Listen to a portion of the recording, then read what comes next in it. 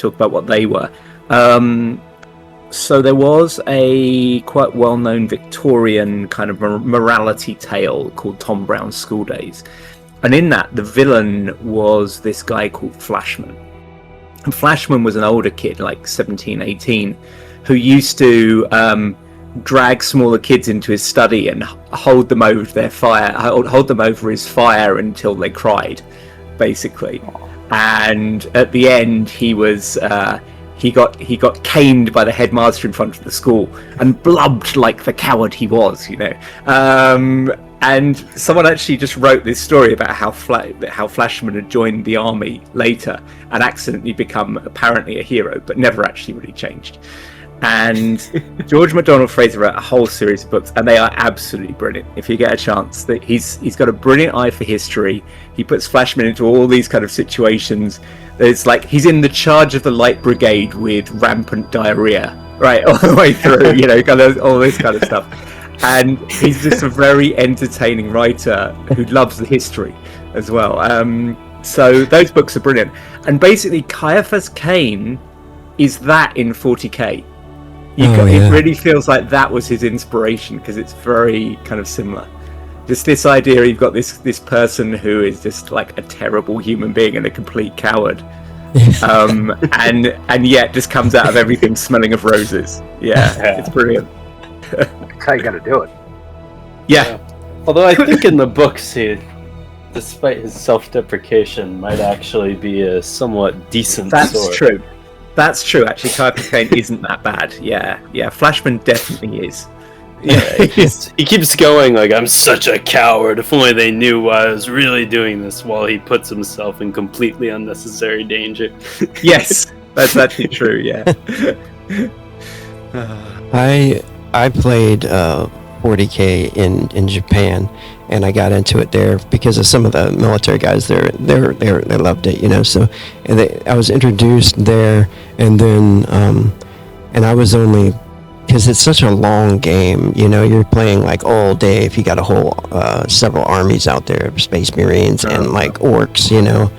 And so it was fun. It was just so long, and we had to like leave. That's I remember. What she said. Hey. And we had to leave the table there, you know, to go play again next weekend. You know what I mean? So Necromunda is another one, that like a smaller version, right, where you just play games. And that was a lot more fun. Like I got into that a lot more because it was faster, you know, faster games and stuff. I did. Cool. We did a thing when Eben and I went to Gen Con a few years back. We got into one of their kind of demos for Kill Team, which is same sort of scale as Necromunda, but the general setting. And the thing that put me off is I just did a thing, and I was kind of like, oh, we're just learning, and I kind of just put down the ruler very casually and kind of moved the mini, and then everyone else at the table was just like, ooh. So I was like, this probably is not the hobby for me. Yeah, it's like moving a chess piece or something, you know. You gotta take your hand off. Oh, no. Yeah. This was kind of like, well, if you were measuring like that in a tournament, you'd be thrown straight out. Oh, yeah. Yeah. Wow. Okay. Yeah. But no, I do love the fiction. But there's some bonkers stuff in it. Yeah. Yeah. I tried reading one book recently, and it was the same thing. Like when I was driving to Universal Studios, I would do the audiobooks because I can never sit down and just read. It's always got to be like on the run. And it was pretty cool. I can't remember the name of it. I've been reading some good ones recently. Or listening to, rather. Yeah. And it sounded like it wasn't just like somebody reading the book. It was like a whole production. Like there were sounds of, they do that sometimes, yeah. Yeah, there was like gunfire in the background. There's like sounds of in a restaurant, like we might do an RPG and have like, the setting sounds of like a restaurant behind you, That was pretty interesting, and I'd never seen them do that in an audiobook, so that was my first time. It reminded me of like BBC Radio still does radio plays from time to time, and it reminded me very much of that. I've only heard like 2 or 3 books like that, but there's a few. Are we missing the ghost? We're missing the ghost.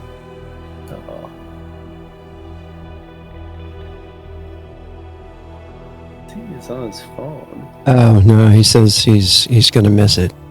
Something happened at his apartment. Oh no! Everything okay? Yeah, he had a maintenance issue. His family is there helping him. Oh, fun. Bummer. Run without him, he says. Sure. All right. Who knows? Maybe he'll wrap up sooner than he thinks. Yeah. All right. Well, what do you guys want to do? Should we go ahead and do it, or call it off again? I mean, I would be game to go forward, but I do, of course, understand if y'all don't want to move on without him. I'm okay with pushing over, or pushing through the adventure and getting Flink killed. No! No, you leave Flink alone! Get your filthy hands off Flink! Who do you think you are talking about our Flink that way? Yeah! Okay, that's 2 for a go. What about you, Wander?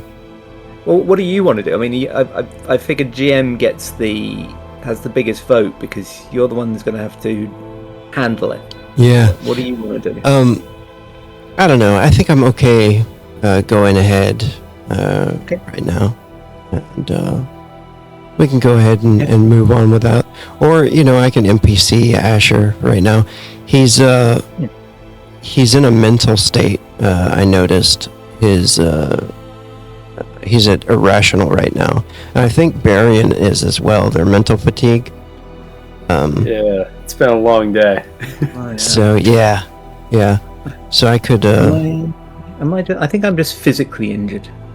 Yeah, you're fine. I'm tired, but I am not. I am also content. I've got this brand new book. Yeah. Yeah. Oh boy. All right. So let's go ahead and start then, I guess.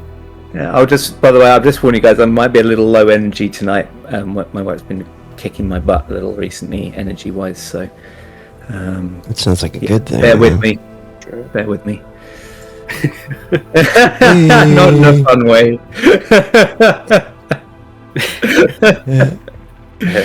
It's unfortunate. All right. It's just what it is. Yeah. Let's do it. Let's murder everything. Okay. Save the world through death.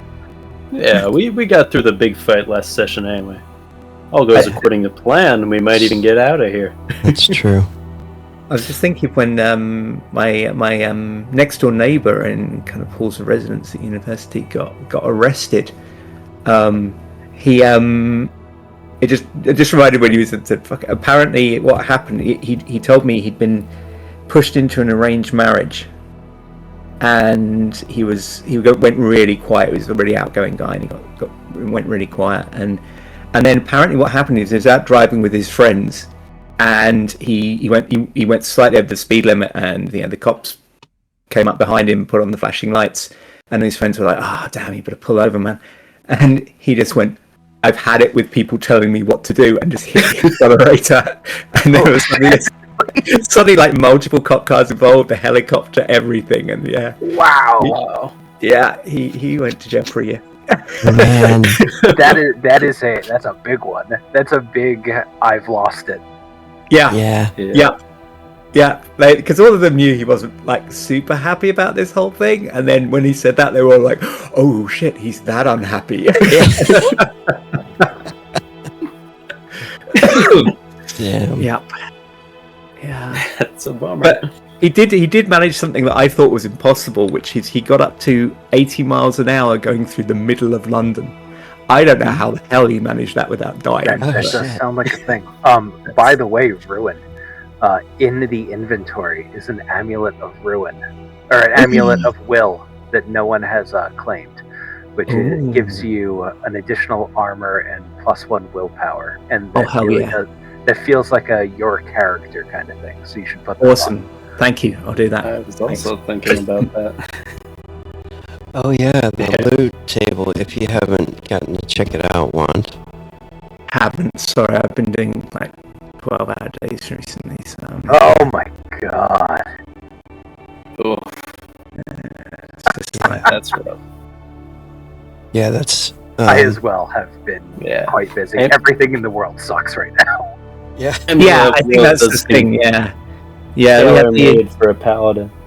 Had the head of our firm going, yeah, it feels like a lot of people are stressed at the moment, and I was going, well, yeah, A, we put a lot of pressure on people in this job, and we're firing people, but B, there's just everything sucks in the world at the moment. So, yeah. Anyway, so let's get away from that world and go to somewhere much cooler. Yeah.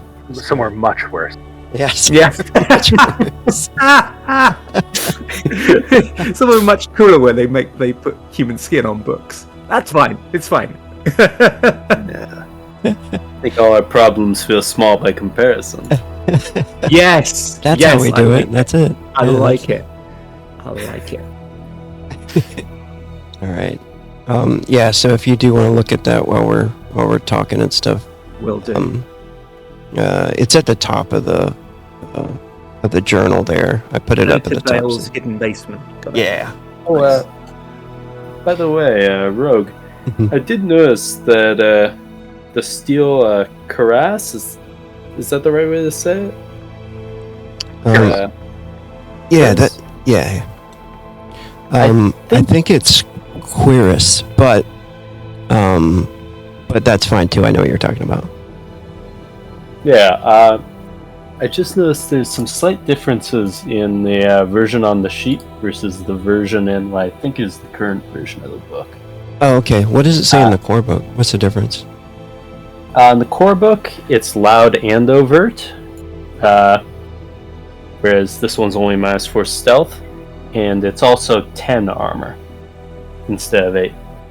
Oh, okay. By the way, if you want, and I'm fine either way, expensive. I have some brigandine that's armor rating 7 and isn't quite as bad on stealth. It's up to you. So if you're worried about the stealth aspect, then that's an option. No. Varian is at this point fairly loud and proud. Yeah. He's not looking to hide. Nice. Okay, so in the book it's an armor 10? I believe that's right. I mean, maybe this one's just a different make and model than the standard one. I know you vary those things often enough. I've just always kind of assumed it's like, well, this is a different type. Yeah, some of them are like damaged and whatnot. So I'm gonna keep it AR8, but we'll just say it's just a little damaged, like it's dinged up. You could fix it and it could go up to AR10, and then and it says durability M, and is it -4 stealth? That's what it says in the core book. I think it's strong durability, so that would make sense if it's damaged. Okay. All right, cool. Yeah, so if you get it repaired, it'll be book worthy, and then for right now, it'll be that, I guess. Could I use a dagger if I take the dagger? Go right ahead. As a chaplain, is there any This is your restriction dagger on that? now. Oh yeah, there's no weapon restrictions or anything. Ah, You cool. just have a -3 if you're not trained in it, right? Aren't normal melee weapons kind of everyone's considered to have the basic training? Yeah, you don't suffer from normal melee weapons.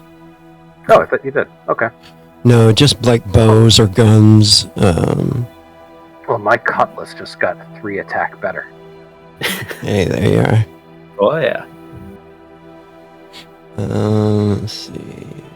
All right. I liked that bit of the book. I Didn't it say something like not knowing how to use basic weapons is suicidal in this world, so everyone should be assumed to have it? Oh, yeah. But I'm suicidal. I'm a rat on the edge. Yeah. I think, like, the commoners, too. For commoners and stuff, they suffer the -3. Is something I had added in there. So if you just, like, run into, Joe Schmo, who's a farmer, they'll have -3. But for adventurers, they've all picked up a stick and swung it, at a time. Makes sense. All right. So thanks for checking out this video. This is DemonGate. This is a campaign called Icobor. This is actually episode 12, but I know on the recording or the video it's going to be like 5 or 6 or something. I don't know. Be sure to check out the new DemonGate TTRPG in PDF. And for sale, you can order it in hardback on DriveThruRPG or the website arcanumsyndicate.com.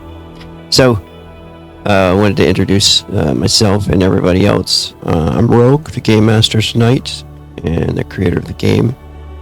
And I had a icebreaker question, just for some fun character building ideas. I bought this new set of cards for role-playing, and it's made by James D'Amato, the author of the Ultimate RPG series, the Ultimate RPG Campfire card deck. And it gives you like ideas like this, just to, you draw them when the characters are at a campfire or something and sitting around, and it gives people like talking points. Especially good for people who just, they can't come up with things on the fly, or they're just learning to role play, which is none of us. But anyway. I don't know. Might be me. Definitely not any of us. So the icebreaker question, just identify yourself and your character, and if your character had to open a business, what would it be? Anybody got anything off the top of their head? Because you can go first. Flink would open Flink's Emporium of slightly used body parts and other things.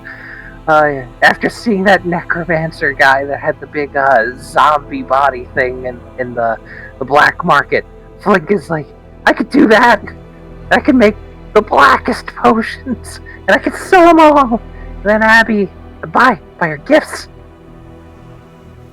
Yes, the black market. I love that place. I want you guys to go back there. And rob it. Alright. Anybody got the next idea?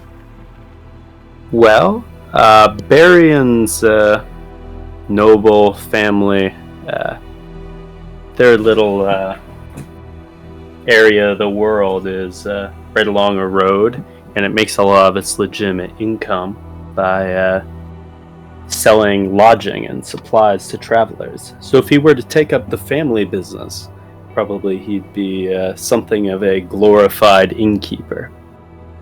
But, yeah.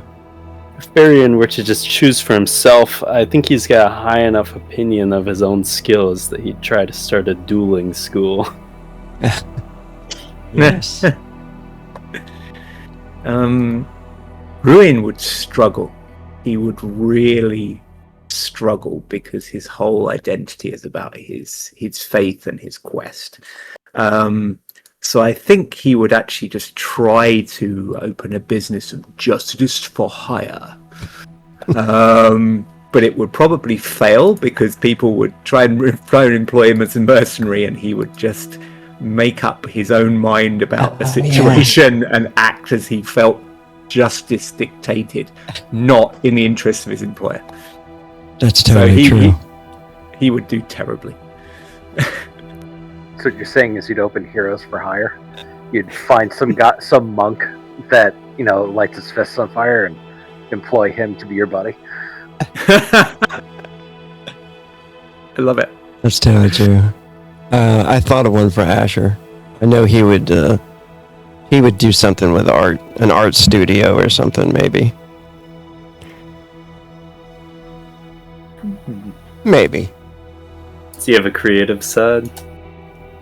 Yeah, he does. He does like paintings and stuff in his downtime. Yeah, if I remember correctly, he actually has the art skill, right? The painting skill. Yeah. And he enjoys artwork, but he's definitely not a thief. So I don't know if that goes hand in hand with it. Maybe he steals Being an art. artist. I mean, I guess if you're Kincaid, that guy's a fucking thief.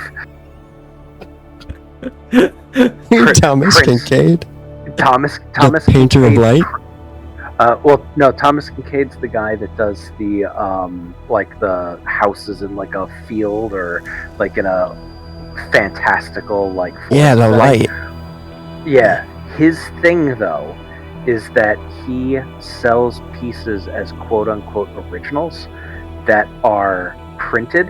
Like he uses a printer to print them, and then he makes 3 marks on it with a paintbrush because that is the legal requirement in the United States to mark a painting as an original piece. Really? So that he alters it by the absolute minimum required amount to be able to classify it as an original work.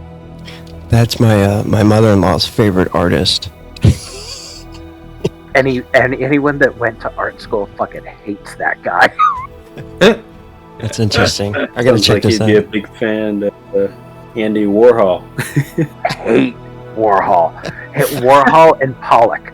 Pollock was another one. Pollock was a government psyop. He was actually paid by the United States government to create artwork in the United States of the type that he was making, and he lived his entire life on a government paycheck for the purpose of making it to be that art had moved into a new age avant-garde in the United States, and the rest of the world just didn't understand it. That was the whole purpose of it. So they propped him up with government paid art critics to make it seem like the rest of the world was falling behind. Oh my god, that pisses me off. The That is artwork where they throw stuff at the wall. Did. Yeah, well, Pollock was splatter painting. That was his thing. Yeah, he splatters it all over the that wall. Fucking guy.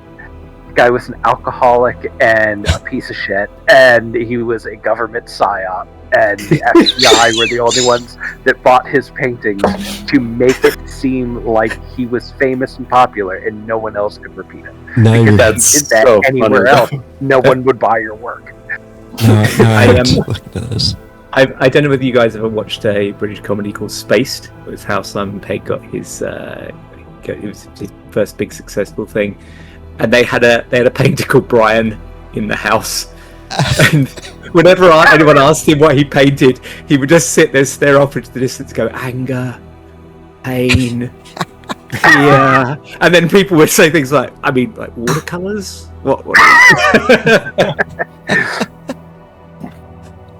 Alright, now that I've derailed us with Jackson Pollock was a psyop, No let's worries. return to the game. No worries. It's been a while. We've been separated for a while. Like we played the other night D&D, and I think it took like an hour for us to actually start. Here we go. I'm gonna. Hopefully, you guys got a handout there. Yes. indeed. All right. Last time on DemonGate, the crew reunited under the estate of Senator Vale. They continued their mission to track down the sister of Varian Leroy and to find and rescue the half-troll Magola. This was turning out to be far more than just a rescue mission at the Senator's party. Come to find out that the estate is filled with strange and terrifying monsters.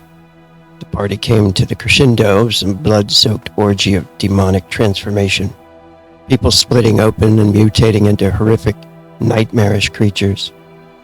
All of this happening at the exact moment of the alignment, 15th of the month of Council. These monsters started attacking some of the people at the party, yet somehow avoiding others who wore specific symbols. Now the group is below the estate. After passing a strange magic circle of protection on the floor, they entered into a summoning chamber. They killed a dark priest and his minions, and they set a couple of women free who were also tattooed with the cursed mysterious mark that was seen worn on others who transformed during the party. Others who had worn the symbol had changed into monsters, so they decided they might have to cut the arm off of the women, because they were certainly going to change and attack them. One of the women... I really don't like the way you phrased that, which was they needed to cut the arms off the women. I feel like there was other details that were important, like we needed to save them, but no, keep going. Context is important. Yeah. Now, to be fair, we were only gonna skin the flesh off them. Yeah. Exactly. Not that bad. I don't think this is helping. This is the Hopefully the arm would recover in time. We were only gonna flay the skin off. Annika was on the verge of running away, but Ruin prayed in hope that his holy water might help, and indeed it did. After using one bottle, it removed the mark in full.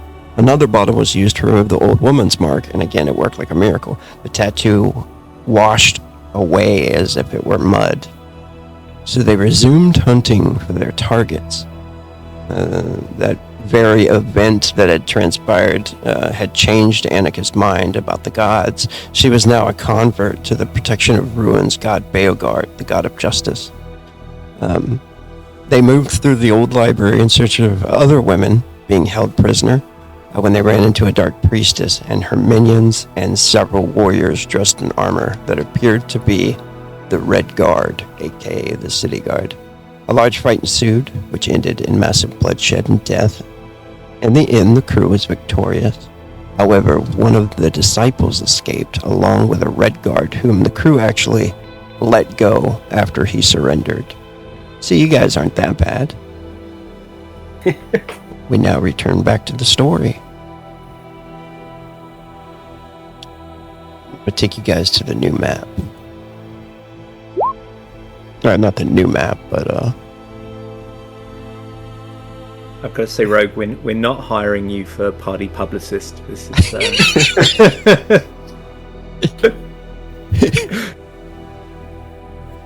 Let's see here.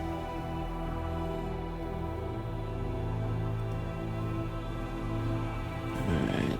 Does everybody have view here? No? No, I'm Nope. still on the Afraid not. kind of launch page. I forgot how to use Roll20, that's what happened. There we go. Here we are. Hey, Yeah, I think I remember Flink saying something about believing he knew where the captives were. Oh, that's right. I think somebody ran off in one direction, and I had known where it was. And I told Barian, hey, I think they went that way. But that is the extent of what I remember.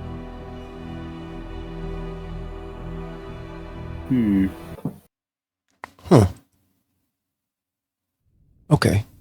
I did want to make some observations, because, it's been a while. I wanted to let you guys know, when we did end up last session, I had to go back and watch the video. It's been a while. Yeah, so thankfully I record these.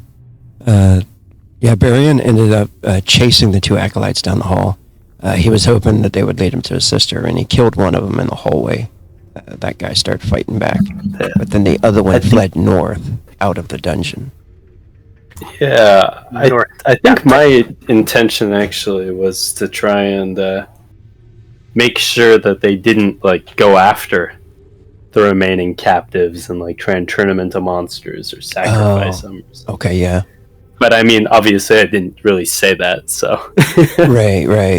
That was my assessment. Is I thought you were chasing him down to lead you there to your sister, and then when he killed that guy, I was pointing at that hallway there.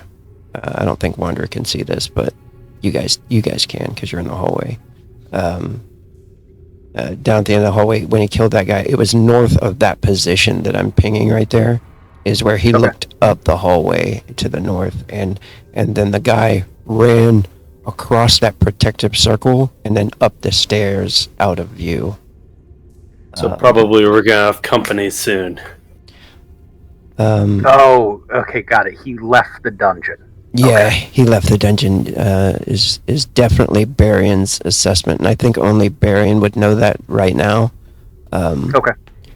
And then Barian and Asher, of course, are at the mental condition irrational, so somewhat disturbed by the events that have taken place. But so you can RP that as, of course, however you want, whatever the focus of that irrationality is. And then Justicia Ruin, he made like a couple of really high rolls on willpower, especially during the party, that's when everybody was like tearing apart and ripping open. And he just made a really good roll, especially because I think he has a trait that helped him out during that roll as well, that might have given him like advantage or something on the roll. If I remember correctly, or an ability. Flink, you were just tired, of course, and Ruin tried taking the book last time, the one that you had found, but that didn't go well. You tore it back from him. Or wait a minute, who has the book right now? It's Flink, right? Book. Okay, yeah. It's still in my possession. Asher helped me make sure that I kept it, and I hid it away. Oh, okay. Yes, and the book did have some interesting pictures and words, but you weren't able to read them, right? Right, I didn't have downtime. I was just like, oh, this book looks cool for my collection for book club. Yeah. And it did make you feel... normal thing to do. It did make you like you felt something when you looked at the pages, because the book was opened up on the anvil, or right. on the podium. So please make a willpower check. I did take the corruption from reading the description, as is required as part of the book. 25 corruption. Clearly making it a good book. I got a 1 on my willpower. Fucking sweet. Nice. Oh, did it pop up like it doesn't show the background art? Huh. No, it doesn't. Oh, is that one of the changes? Apparently. Wand, are you here? He said he'd be right back. He's been working on the sheet, so I think that was one of the things that he had recently updated. Or he was working on. So what happens on a 1 willpower? Willpower. Am I 1 with the book? You hear a voice, and it's coming from the book. So maybe like when Barian was down the hallway and he's starting to walk back, you were doing something. You were looking through the rooms or something like that. What were you doing? I had ran over to help him, but yeah, if I heard a voice, I would put the evil book and my other evil book together, because the other book whispers to me. So I go, here, I'm busy, but you guys talk, and I'll put them in the same bag, like with their covers facing each other. All right, it's like very far away, the voice is. And then all of a sudden it sounds like, as you're starting to like slip them in the bag, all of a sudden it sounds like Abby, her voice. And you can hear her say, I need your blood. Just a few drops of blood. Yeah, I'll give you whatever you want later, baby. It's okay. I'll pat it on the top. Okay, nice. And I am totally committed. If I get injured or something, at some point I'll put my hand into the bag to give it a little blood. Excellent. Fully on board with whatever this book wants to do. All right, and we'll make it to where as soon as Ruin gets back, he can join us. Asher and Annika. I think I keep changing her name. Annika? I think that's what it was. She comes in. She stumbles in. She's got her dagger still. And she says, "We need to get out of here." Oh, Not before we find the captives. Yeah, there's other people being held here, and there's a few different doors. Ruin, come on in here. Asher, we got closed doors. I want to open. Is there anything in this room here? That when you bust into, you notice the beds. There's a crate or a chest in the corner. The beds, everything's like very dirty.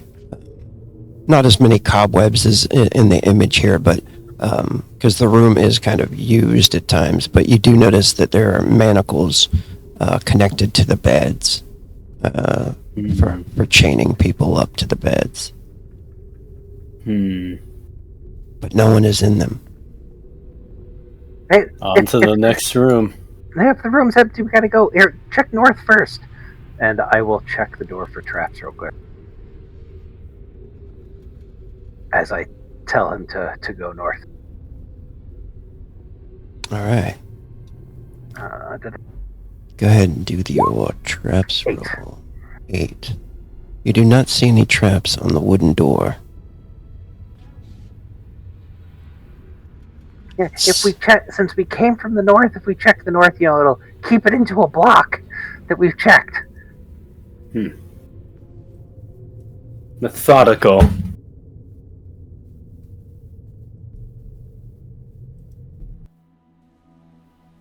Right, I guess I will open the door.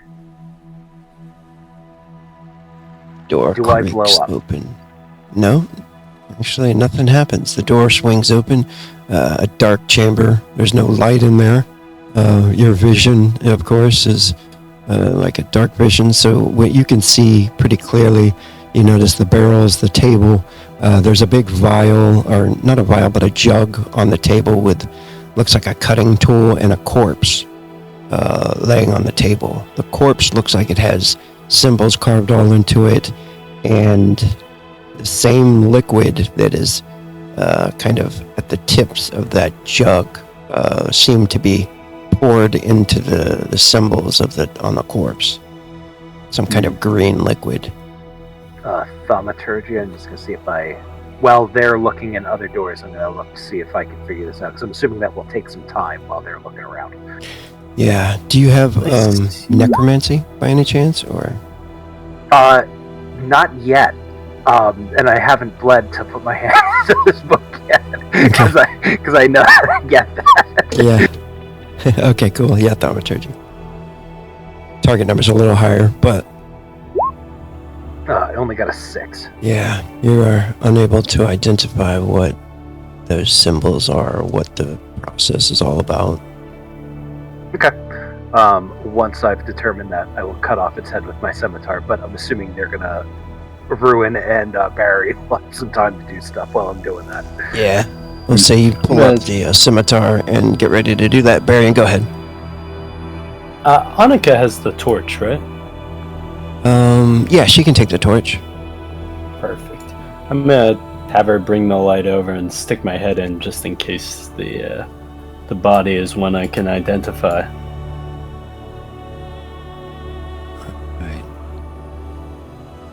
Right. Does it look familiar? You check it. It's very hard to determine because it's so like charred and flayed. But go ahead and make a perception check or an observation skill if you have that. I think I just got straight perception. Let's see. 12. 12. It is not your sister. You don't know who it is, but it is not her. Unfortunate, but we gotta keep going. I'm gonna try the southern door. Annika brings the torch over. You notice those two statues look strange and kind of imposing and everything. You get to the wooden door, You open it up. You should have access to it if you want to. Yes, indeed. Creaks on open. Boom. Strides on through. Bring the light. Yeah, she brings the light in behind you, and it looks like a bedroom. There are several chests on the ground. There's a two-person bed. There's bookshelves filled with old books and scrolls and stuff like that. There seems to be like an altar to your right when you turn the corner. Another door heading north, and then there's an alchemical setup as well near the door to the north. This looks like it's got a scroll displayed in front of several red candles. It looks like somebody was writing a scroll or probably preparing a magical scroll or something like that. Sure, yeah.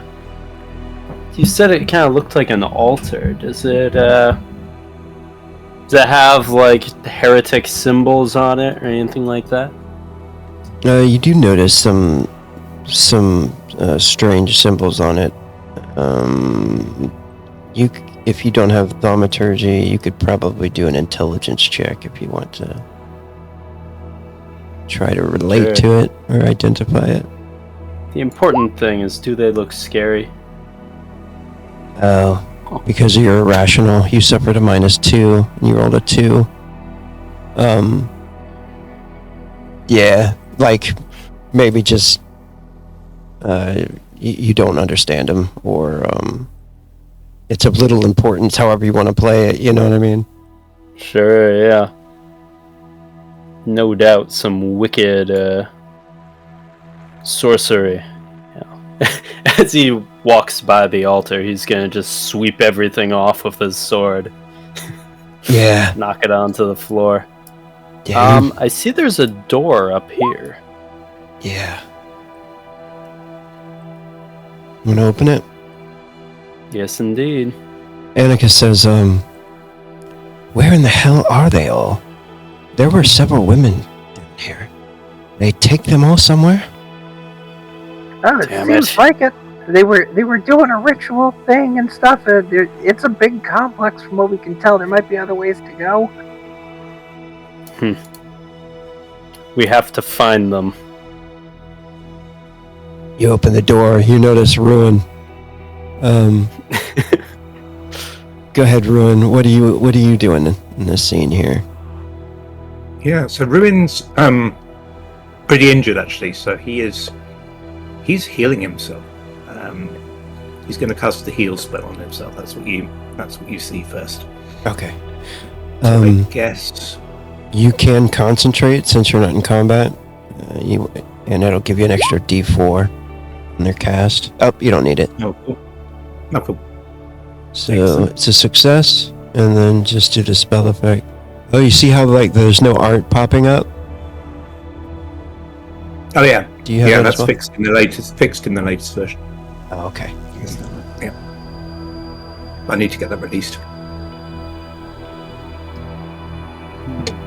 I guess this would probably be a pretty good time to grab and equip any loot that we're taking. After Ruin is healed for his 21, how beat up is he still? Actually, He's a bit over half health. actually, that's going to bring you to full, I believe, because that's supposed to be multiplied by. What level are you? Oh, good point. I am. Oh, that was explosions. That wasn't actually. Yeah, I think multiple that's gonna fill you You up. I'm just level rolled 5. high as fuck. Yeah. Oh, That's great. okay. Oh wow, yeah. I thought that was the multiplier. Okay. Yeah, I'm in so 5. I'm level 5 actually, so that's over 100. Yeah, so I'm back to full. Yeah, so that spell's gonna cap at 5, so it probably won't go any higher than that. But yeah, That's enough. that brings you all the way up. Nice. Then I will use my time while you're doing that to instead use the heal skill on Varian, who is hurt. Would be appreciated. Break out my healing kit, and I'll try to fix you up. I guess while we're doing all this, we can just say that we're going around collecting the loot. I got a 30 on a 2d10. Nice. You get 30 hits Very nice. back. Damn. He bandaged that up nicely. Okay, we're rolling so well out of combat, we need to stay out of combat. Who's gonna So we get into a fight, we're fucked.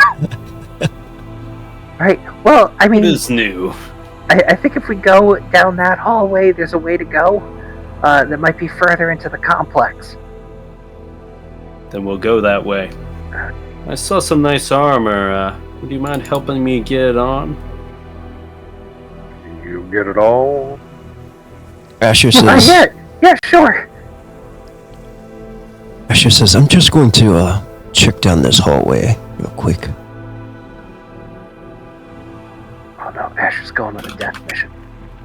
I'll ask Annika. I'll say, Annika, can you help Varian? Asher, don't go anywhere unattended. Come on, let's scout together. Are you sure? I'm quite fine doing it alone. Yeah, we're both pretty stealthy guys. Make a perception check, Flink. Or you could make a charisma check if you choose. Perception or charisma. I think my perception is vastly higher than charisma. 14.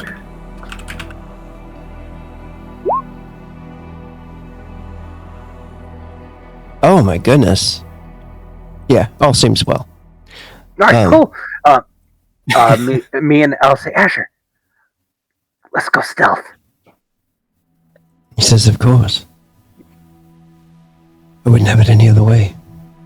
And I will probably fail to blend into the shadows because I don't think I've ever rolled a good concealment check as we enter this next hallway.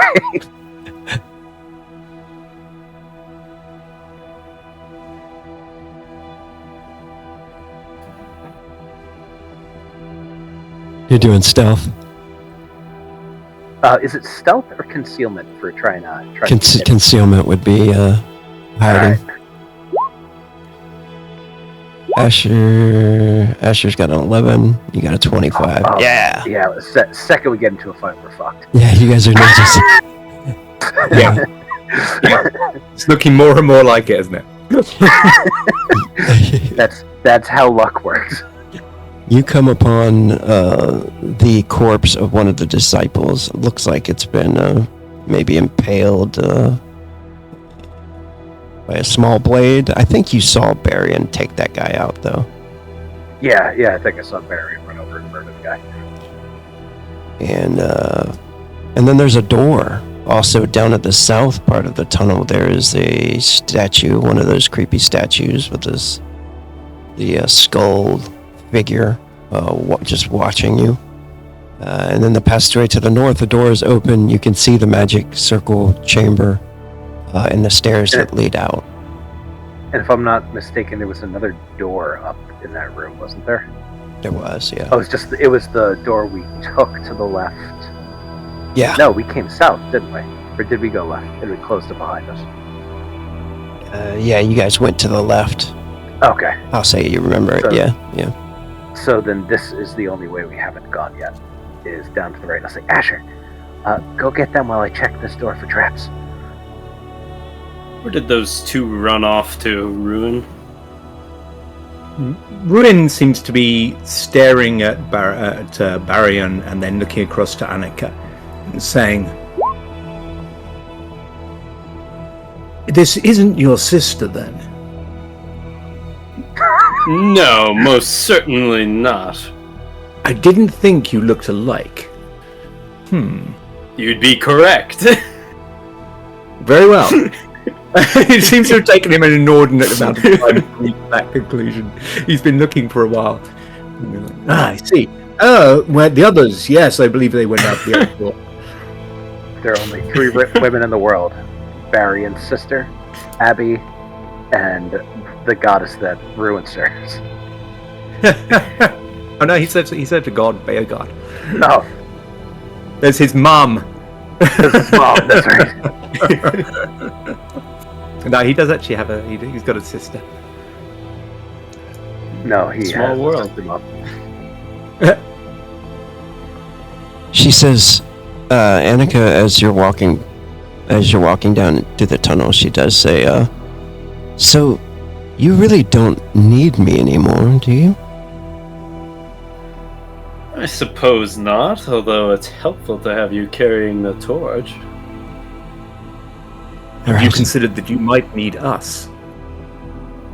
Down here there is us. Up there are demons and the people who wish to kill you. You could tell she takes that to heart. And then she says, be a guard, protect us. Does Yes. Ruin smite her for praising a false god? What? No, who's God? Oh, this is God. Never mind. She's good. No, oh, he's very happy. Yeah. He nods. He nods in a very validated kind of way. I don't think I see Asher. Yes? Ah. And Rin starts below. Sure comes out And of then he the says- shadows. He says, after you, Annika. We should talk more of Beogard and his blessings. I need to introduce you to the good father. She says, yes. Yes, I would like that. The way of Beogard is not easy, but it is righteous. She smiles, and you notice Asher kind of pops out of the shadows, on purpose, of course, and then he just looks at you all, and he says, right this way. Asher is definitely replaced by a doppelganger. I'm gonna open this door, probably killing myself with this trap that I didn't see. What was your traps roll? 9? A 9. Okay. Sure enough, you open the door. No issues. Oh no, that means I didn't even see the trap happen. This door does look a little bit different. It looks a little stronger with steel or iron brackets and everything, and an iron lock that is not locked. But you notice that when you walk in there, there's stairs that kind of wind down and go down onto the floor of this place. There's also a magic circle. This one's much different from the other one, and you notice caskets. I have a quick question. Mhm. Is the lock on the outside of the door or the inside of the door? It was on the outside. Alright, so it'd be like over this way, right? Yeah, but it was not locked. Okay, I would like to disable the lock so that someone can't come down here and lock us in. Okay.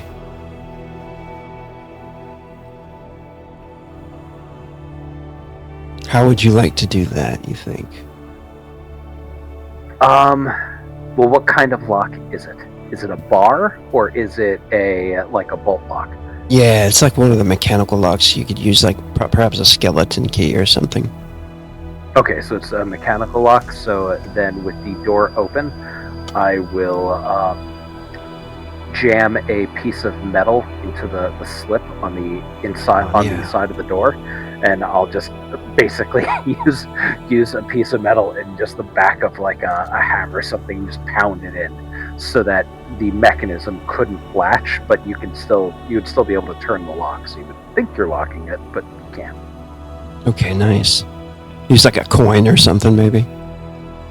Yeah, just something metal. So probably best for that, since it would need to be malleable. I'll use a piece of gold. Asher says, where did that other disciple go? Looks towards Barian. Out, up, away. Probably he's getting in contact with others of his dark order. Then we should move. That we should. Bring the light quickly.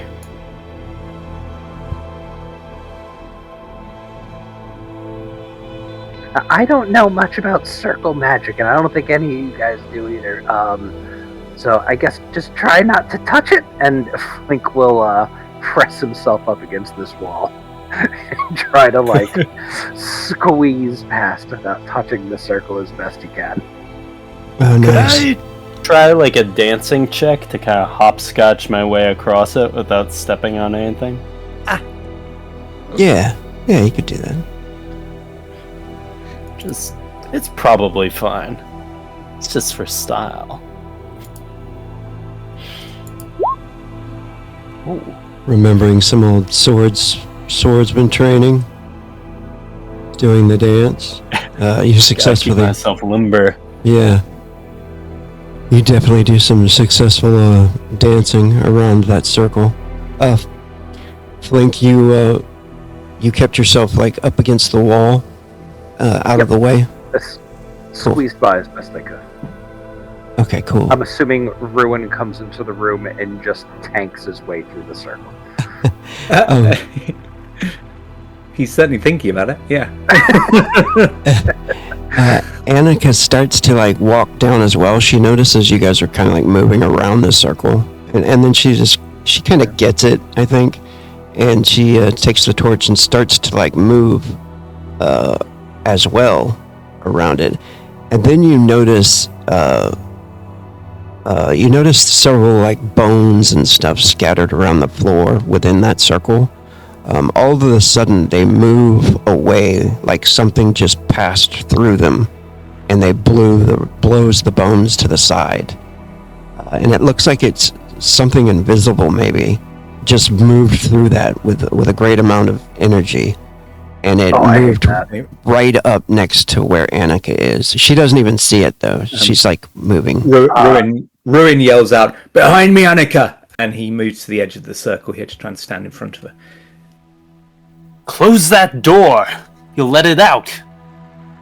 It's probably stuck in the circle. So Maybe Ruin not. is trying not to step into the circle, but he'll step right up to the edge of it and in front of Annika. If Flink has time, he'll take out, I don't know, he's got enough alchemical shit, he'll take out some powder, maybe some phosphorus, and he'll go and he'll try to blow it into the air in front of Annika and see if he can tag anything with it. Nice. Okay. For just a moment, you all suddenly notice a great amount of energy trapped within that magic circle, and right next to Ruin, like right where he is standing, it takes shape, and you, for a second, when you blow that dust, you can see this entity, like it looks like this, arms mangled and bodies twisted around, like it's moving around in a horrific shape. Go ahead and make willpower checks. I shouldn't have revealed it. Oh God. I'm realizing it is, I believe, I'm not sure what the month is. Oh, falling. Is it the month of falling right now? Let me check real quick. Or one of the months surrounding it? Oh, it is surrounding it. It's the month of council. Gotcha. Because I was born under the sign of the warrior, and that gives me a +1 to checks for bravery. Nice. Would that apply here, maybe? Yeah, definitely. It is a fear-based willpower check. Alright. +1 to balance out my irrational state. Doesn't help. Shame. The target number. On my D12. The target number is actually 6. If you fail, take another mental fatigue.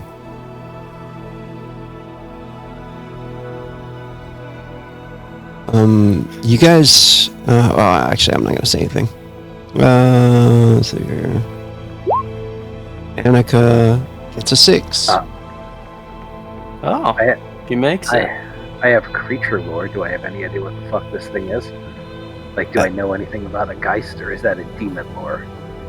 Yeah, you can make a creature lore check. It's a little bit higher since it's a Geist. Yeah, demon lore is a good one. I do not have demon, so I'll go creature. 15. Hey, you do know some about the Geist.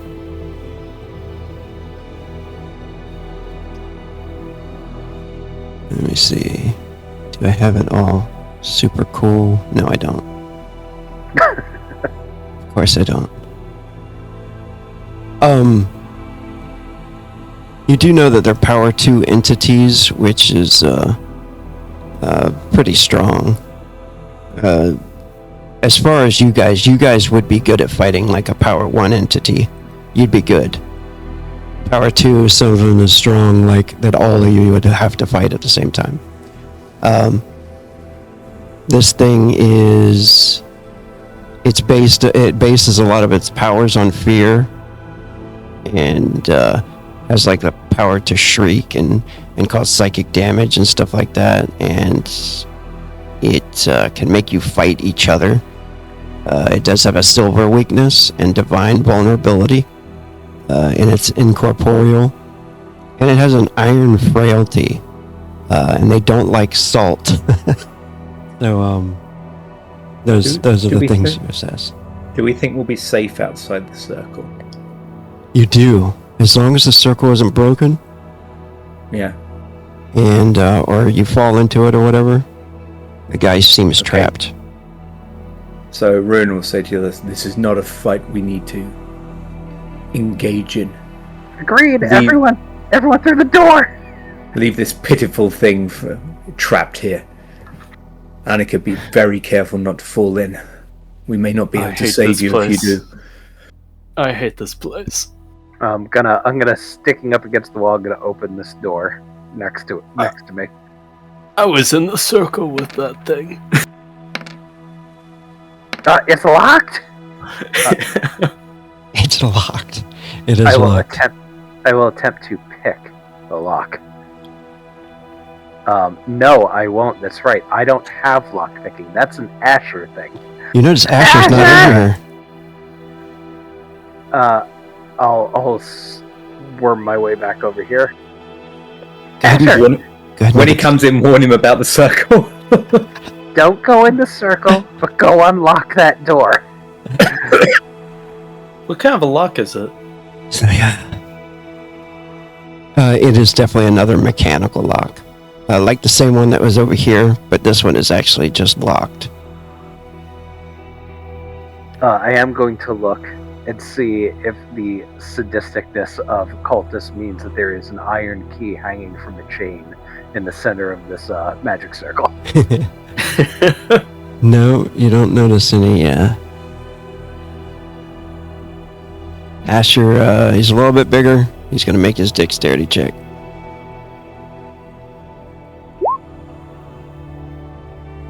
Alright.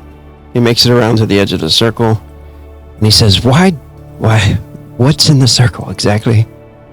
But you don't want to know. Just open the door. So Death, Asher. Death is in the circle. Stay clear. There is a great evil trapped in there.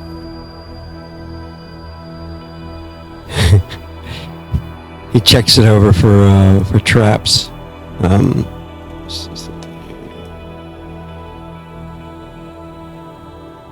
He says, I don't trust this lock.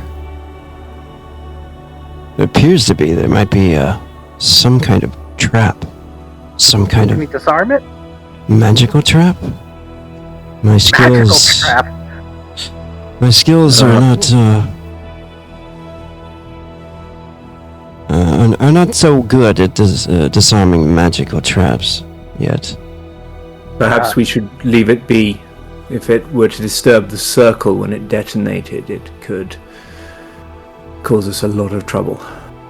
I have a quick question. Can you disarm, or can you unlock the door without setting off the trap? Let me just look here at my ability here. Because I have I have 2 scrolls of telekinesis. If the door is unlocked, I can open the door from across the room. Ah, And then whatever happens with the trap, it doesn't matter. good point. Yes. I think I can. He's going to use his ability Lock Trick. It's going to give him an extra d6. Since he is the thief. Oh, I'm sorry. I mean, He's not a that's thief. True. Is he? Oh, that's not his class. I'm sorry. Or that's quote unquote not his class. Yeah. He would never he's- steal. I don't think he's ever admitted to that. He's a gentleman thief.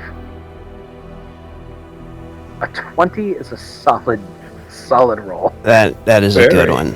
He is able to like maneuver his body, where it's just his hands are up, and he's moving the lockpick around with one of his hands while he does it quite nicely, and you can hear the lock click.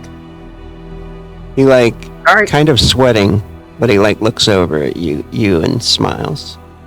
Then he right, moves away. you guys move away from the door. You In don't case have to it's tell me twice. an area effect trap. And then I will do a whole bunch of concentrating. And I guess I just have to roll a 4 or higher.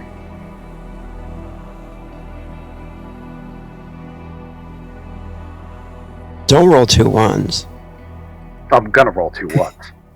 That's what's gonna happen. I mean- We've been rolling too well. What are the odds? I got a 12. Alright, so I cast telekinesis. Which I take drain for using a scroll? No, you're actually good. Okay. So I use telekinesis and I click open the door. The door. Go ahead. A follow-up question to that. Telekinesis lasts for as long as you concentrate on it, but you spend mana each round. How long can I hold telekinesis before it goes away off of the scroll? Or is it one and done because it's a scroll?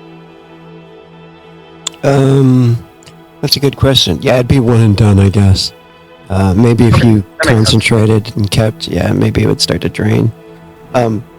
So you're able to push the handle down and move it to the side. The door opens up and it swings open, and then the spell goes off. You can see a symbol glow for just a moment, and then the door flies open really quick, like a rush of air, just like a force spell just went whoosh, and tried to push air out of the door. Which it most pushes likely, you into the circle? yeah, which most likely would have resulted in being thrown into the circle. I love it. That's an awesome trap.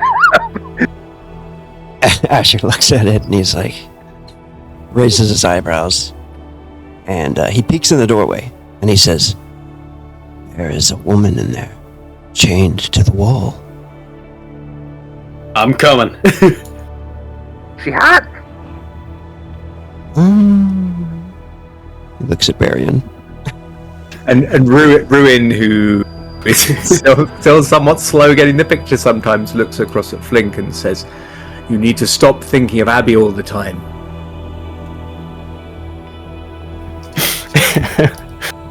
Cecilia! Is there anything else in that room?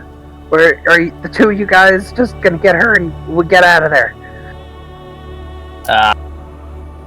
Barian, I guess, if there isn't anything obviously out in the open here, is just gonna run over to his sister. Yeah, you notice several chests locked up along the sides of the passage and stuff. You probably wouldn't even notice them really. Yeah, you just see her, huh? Yep. She weakly raises her head. She looks like she's chained up to that statue with an altar in front of her, several skulls and stuff set up on the altar. She weakly raises her head. It's like she's very tired, very beat up looking. Yeah, you start to run over there. What's everybody else doing? If they're not saying that there's anything else in the room, I'm gonna stay out here in the hall and keep watch. I'll actively try to perceive if anything is coming. Okay. Yeah, and Ruin will say the same to Annika. He wants to say, perhaps it's best if you get a little further from that circle. In fact, there was one trap that could have thrown us into it. Makes me uneasy. Perhaps there are more. Beogard has saved you once. Be grateful and do not test his mercy further. Asher, come quick and bring the torch. I'll need your help getting these chains off. Perhaps I can help, says Ruin and starts striding in that direction. No, Ruin! Go ahead and make a dex check, Yeah. Ruin. Okay. Uh-oh. You just gotta squeeze in between the wall Oh wait, that's and right. the... You're irrational. I forgot. No, I'm rational. Oh no. Yeah, he's actually good. he was taking his time actually. If it helps, but yeah. Yeah, you're good. Okay. But that I think that would have been pretty close, right? Yeah, you definitely make it. Okay. Now I was thinking if it's pretty close, he's going to be very careful on the way out. He's going to move down here along with Marianne and. Sister, what did they do to you? She says, I don't know if I should use this voice mod.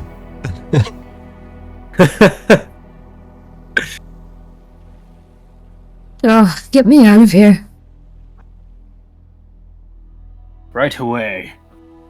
If there's stuff on the altar, I'm gonna smash it to the ground and climb on top of it to try and get her down. Yeah, Ruin's definitely joining in with that. And he puts a restraining arm on Barian just for a second and says, "Check her arm, Barian." Yes, that's right. You still have holy water, yes? I think I might be out. Actually, hold on. Let me have a quick look. Perfect time. Oh no! I have more holy water. Yes, Damn 3 more. Yes, I have more. You have 2 more? Cecilia, 3 more. Ah, nice.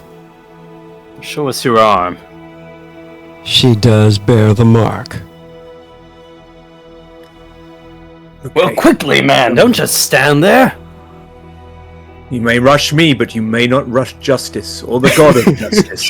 And he steps forward, and he's sort of praying under his breath that this, that the former blessing on this holy water still holds, kind of thing. And he's saying to Beogard, this is an innocent woman. She has been taken against her will. Please bless her as you bless the others, and purify them of this evil that was not their choice.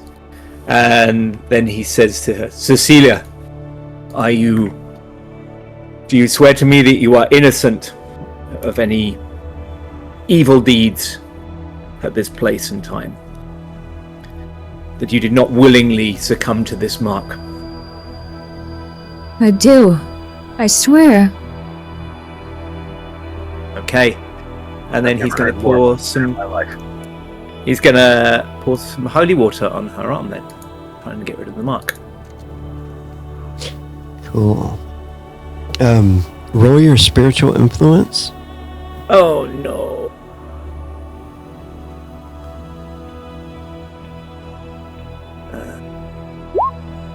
Nah. Okay. Nice. It was I just pure wanted to luck see- it happened the first time. Actually, I just wanted to check. It does still work. The symbol goes Oh. away. Oh, phew. She says, Okay. she looks at it, her eyes widen, like it was magic, And That is what it is. World It is the power of the gods. The other Praise woman. Beogard. Have you found the other woman? A few of them. I believe they've got a orc, ogre, someone's niece that they've yet to find, but A troll. as far as A troll? yes, that sounds right. Right now, we need to get you out of here, though. Yeah, can I try and find a weak point in the chains and smash them?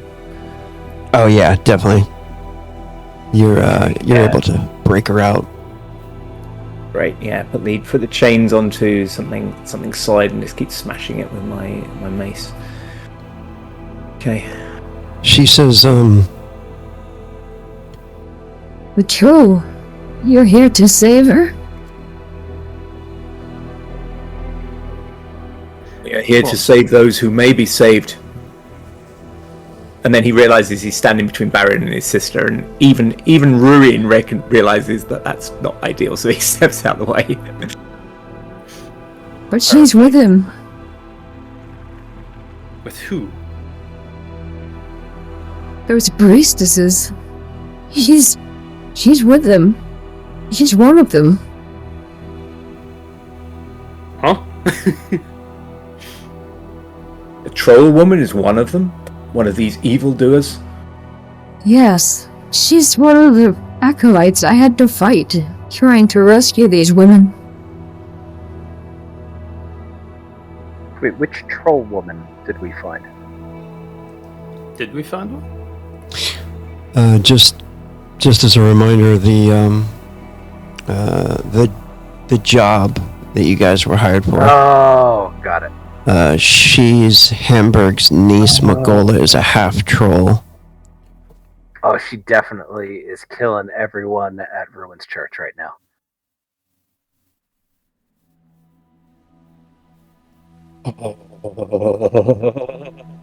She's back at Ruin's Church murdering everyone, even the little girl.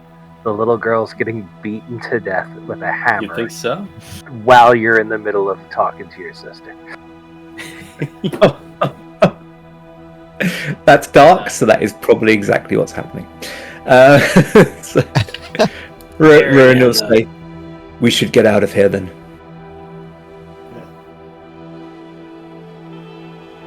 I will not rescue her if she is steeped in evil, so...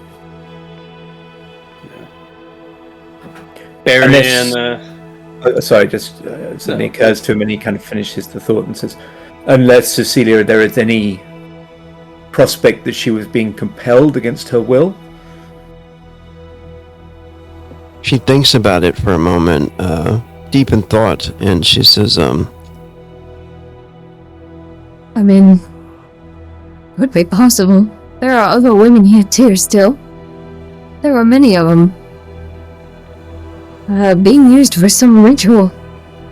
To summon some kind of demon during the convergence. There were going to be sacrifices. They needed our blood. And a vessel. Who was going to be the vessel?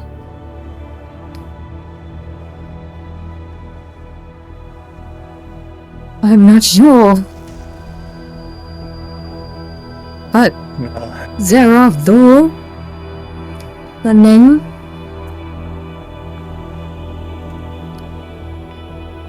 I'm sorry, I didn't You'll have to catch repeat that that last one, bit. not the synthesizer. yeah, that's a hard one, isn't it, for it to come out with? Zerathul. I'll write it in the chat.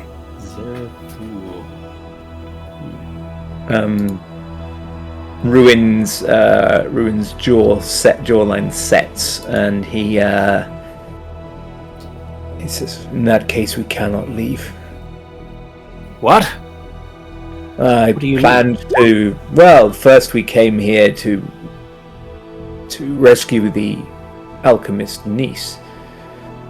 Seems she did not need rescuing, so I was about to propose we take those we can save and leave, but we cannot let a demon of presumably great power be summoned.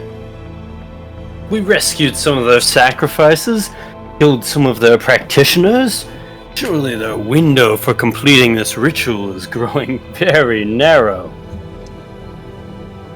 I mean, you heard them talking about the urgency of finishing things up before we attack them. Probably we've already done everything we need to. Are you sure, Barian? I am not. Who can be sure of anything in this den of madness? The important thing is getting my sister out of here before she comes under any further danger. I will not stop you. That is only natural you would wish to rescue your sister. But I feel my duty calls me onwards. Wait, If you do not see me again, tell the good father how I fell. brother, I cannot leave here knowing these women are still here. Truthfully, you're the last living person that we found down here. And Ruin turns to Cecilia and he raises the visor of his helm, which is something he does very rarely, and he looks at her and you can see real respect in his eyes. And he says, "You are a brave soul, Cecilia. Has anyone ever told you of Beogard?" Let me see what. Let me check her out real quick. Did you make her, or? Me? Yeah. No, I don't believe so. Okay, cool. I have a. Should I have? No, I have a god here that she follows. It's an evil god. And it's interesting. All right.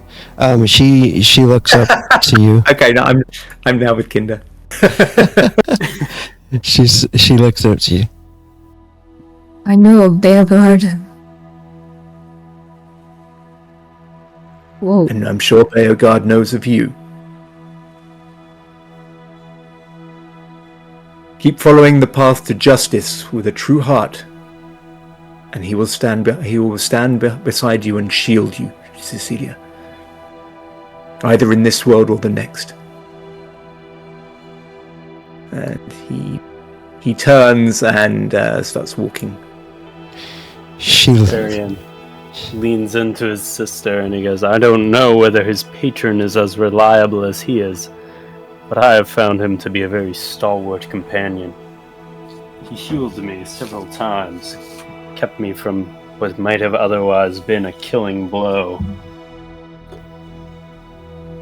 She looks to you and says,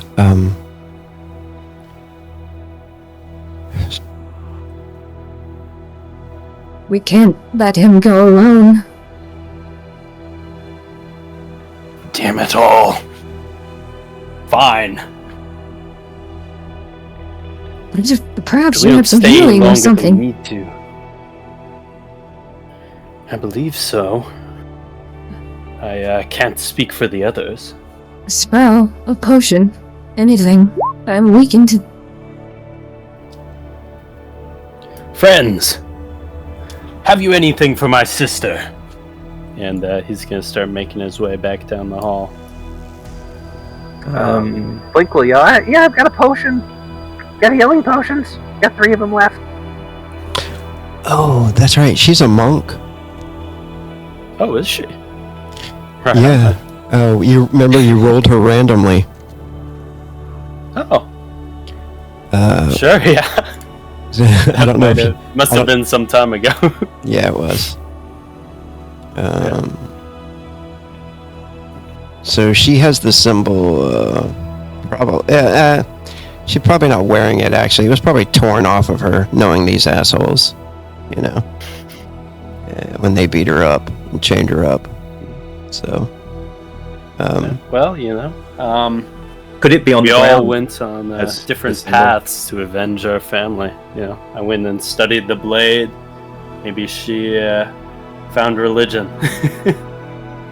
If there was any kind of holy symbol on the ground, if they just kind of ripped it off and left it there, then roll a d100. We'll say there's a 40% chance that it's laying on the ground near one of you. Okay. Almost. Nope. Don't see it. Mindful of this circle, sister. There's some manner of horrifying demon inside.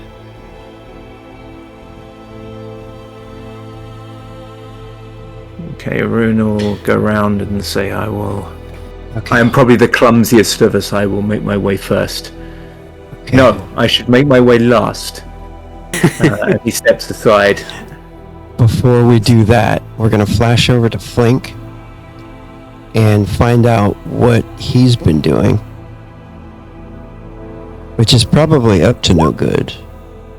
100%. Yeah, Flink, since no one was around, was nibbling on the tip of his finger and bled into his satchel that he has both the books in. He forgot which one is which, so he just bled on both of them. This way, neither one of them became like, jealous of the other one since they're talking.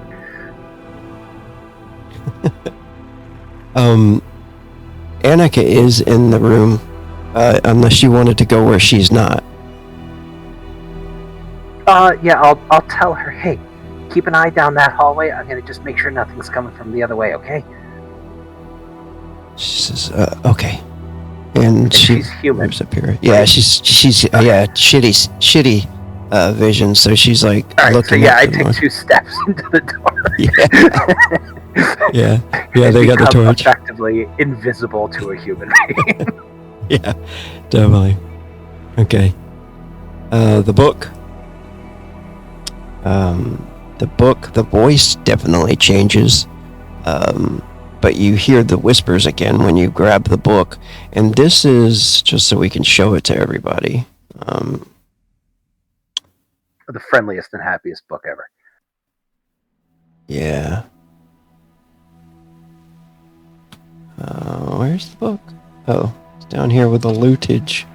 Show to players the Book of Zerathul. Also known as the Codex of Bleeding Shadow, the Whispering Grimoire of Zerathul, or simply the Black Tome. Uh-oh. Yeah, there's some descriptions about it. Do you want to read it, or? No, I've read it.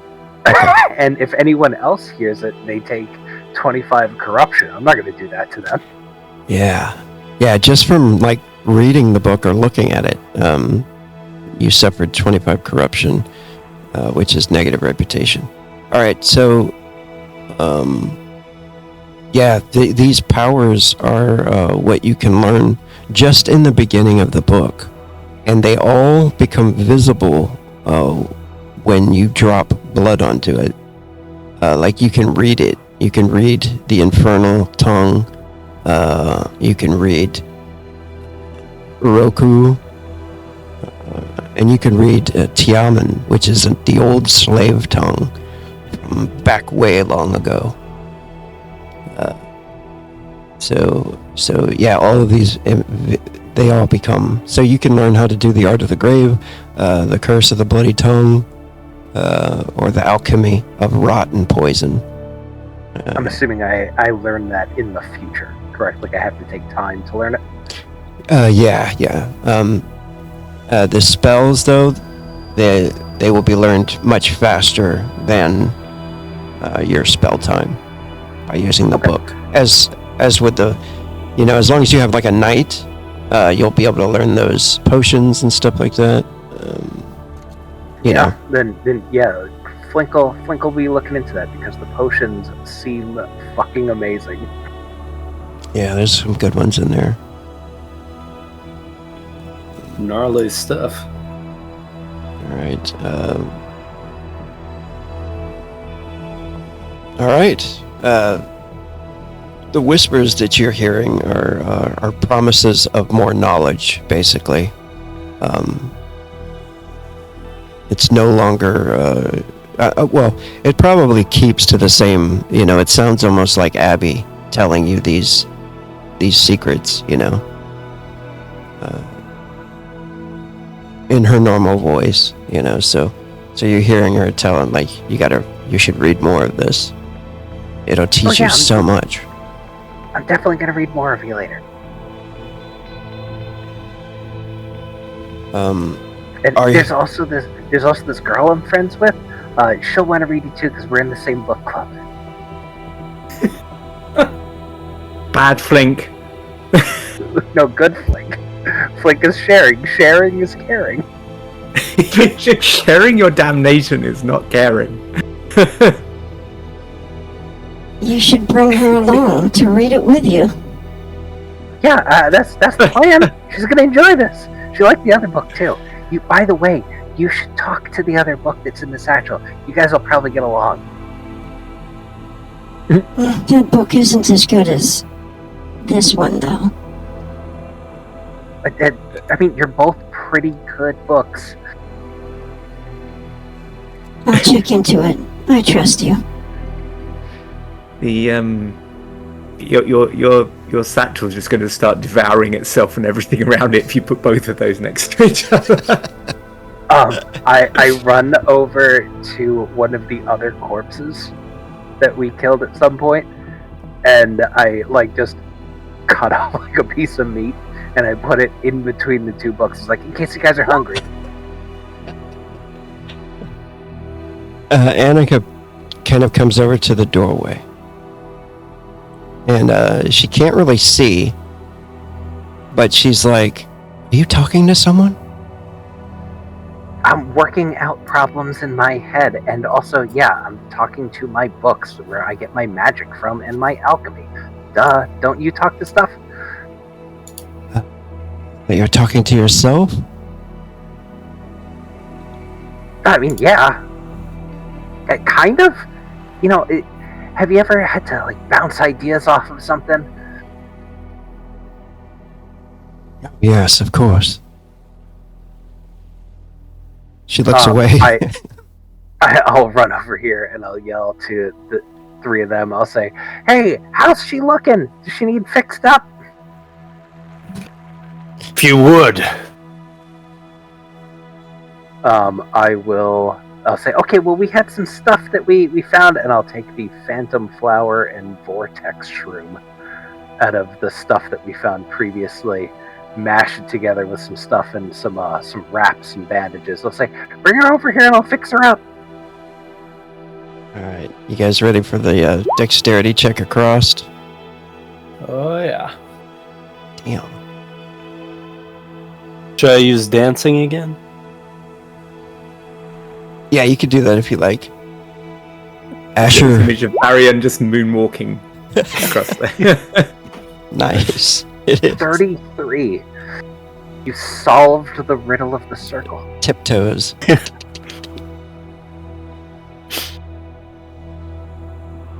With Okay, great we're in all that. agility, Barian goes to See the who other goes side. next. Alright, Cecilia's is gonna go next. That was gonna go great, I can tell. Oh, she's Sister.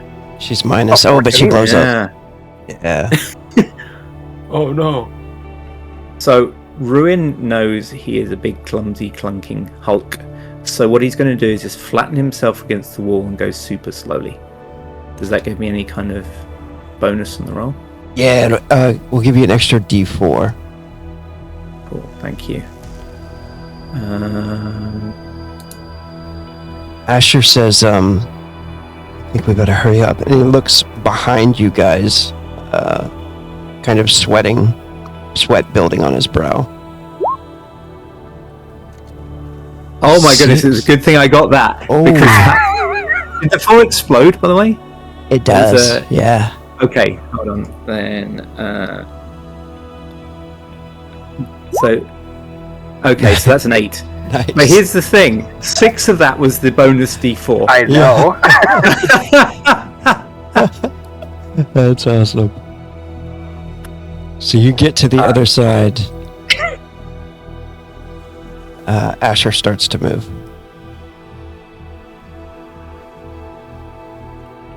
He gets Said to Asher. about... Asher's looking nervous. Yeah, he's looking behind him because he saw something that's bothering him. And he starts to... And he said to Ruin that we should probably move. So he's going to quickly Not concentrating. Just quickly I'll tell him move. I'll tell him to close the door behind him. Ooh. That's the target number, is 4. So Perfect. he like barely like skims across. He doesn't close the door. Or he like goes to push it, we'll say. You notice it flies back open. You don't see anything. Ooh. Until this happens. Okay, so Ruin will try and usher everyone on past him.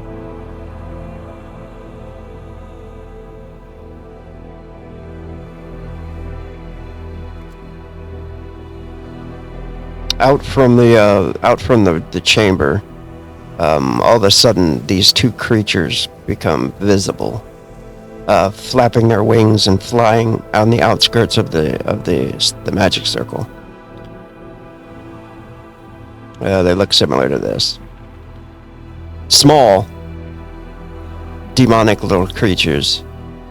And we're gonna do initiative. Oh no, I didn't get a chance to fix up Celia yet. Not ideal.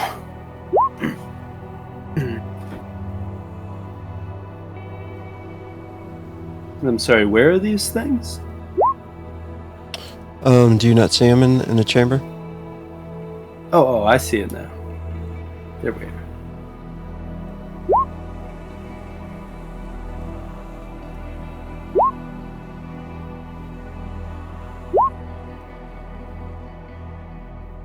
Okay, I beat one of the imps.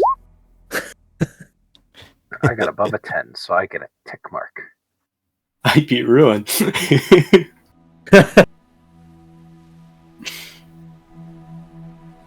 All right. So the first one is 14. Okay.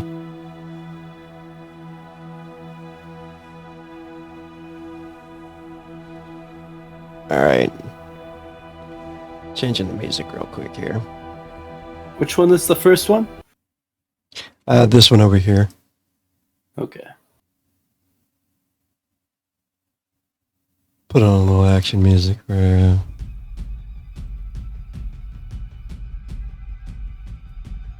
Okay. You notice that the creature bursts into like smoke for a second. It becomes visible for a minute as it bursts the door open. You notice it like turns into, a physical form, and you see it laughing. It just kind of laughs like maniacally with a little giggle. Oh god. And then it bursts into smoke. You guys can all that are in the chamber right here, you can make a perception check. Target number versus its skill check. So your target number is 10. I can see a fair portion of the room. Okay. Can you see this guy here? Yes, I can see him. Okay, cool. Yeah, go ahead and make a perception.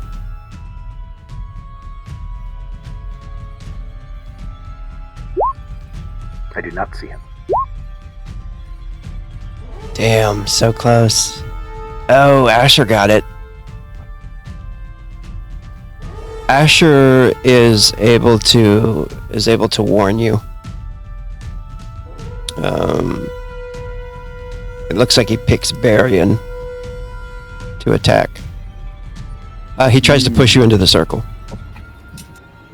Oh shit. Okay. Jerk. But you But are should able to I, defend because Asher warns you. He's like, behind you. Perfect. Should I just roll dodge? Yeah.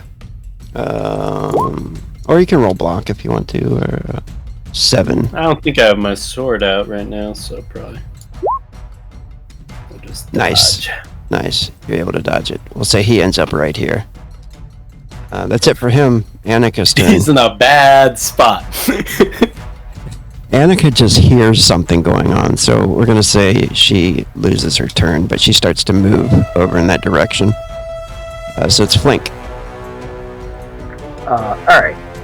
since I rolled pretty well earlier about the creature, is it going to be friends with the imp in some way, shape, or form? Like where they won't attack each other? I'm sorry. I didn't hear what you said, really. Would the imp and the creature in the circle in any way be like allies where they wouldn't attack one another? You don't know. Alright, then I will come here. I'm going to use an action to take out my whip, my bull whip, from our loot table, because I thought this would be fun if this ever worked.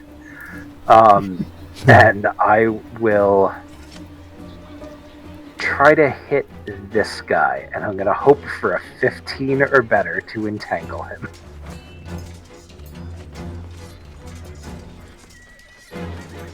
So it's going to be a quick attack. Nice. I got a 3. But it's not a 1, so he has to defend. He defends. Seeing as that didn't work, I'm going to try to go the other direction with the rest of my movement. I have another 3, and I'll go out here and I'll go, that could have worked if so well, if it actually worked. That would have been cool. I'm gonna tell her I had this great fucking idea, and it did fucking work. That's my turn. Varian, it is your turn. And that means ruins on deck. One action to pull out my Swordmaster's Rapier.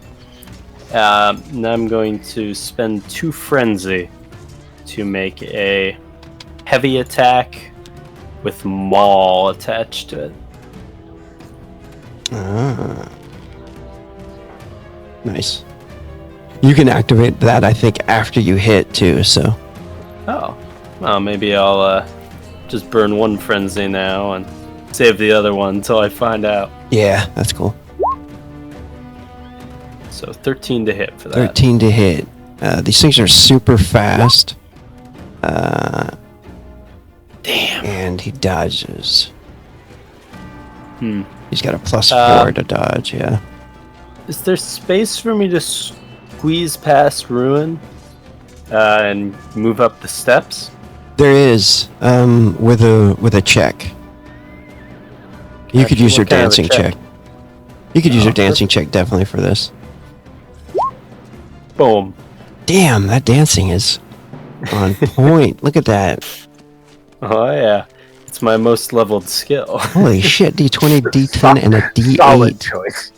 Spent a lot of time in the local tavern cutting it up. It is, right? I'm gonna move to kind of stay near Cecilia.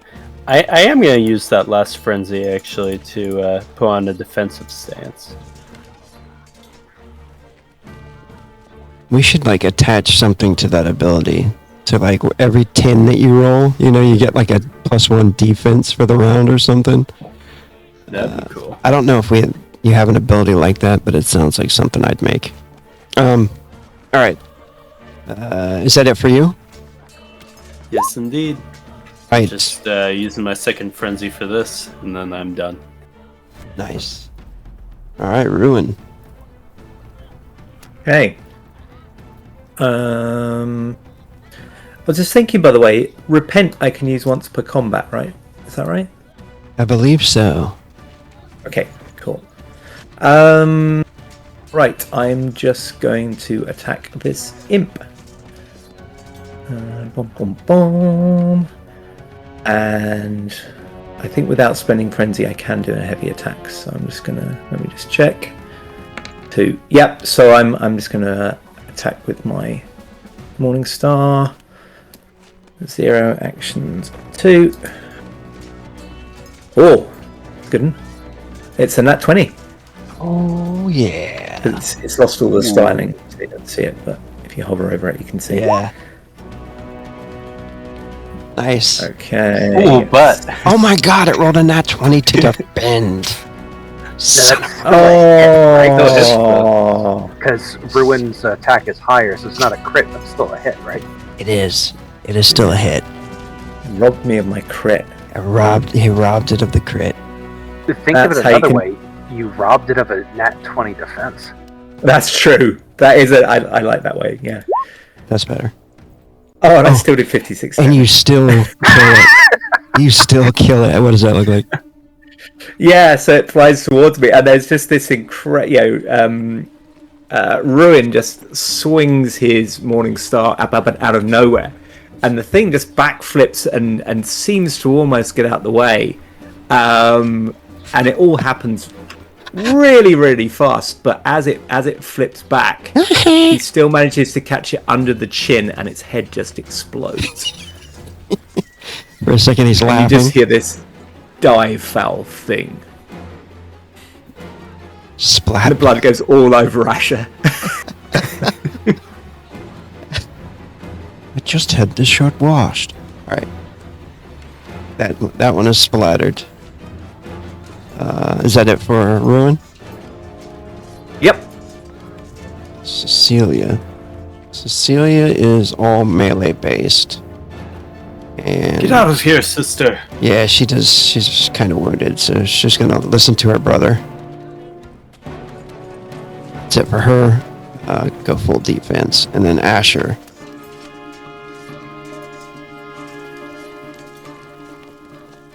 Asher, he's pretty good at throwing stuff, I believe. Yep. Yeah, he's got some throwing knives. Daggers. Heavy attack. Throw that knife.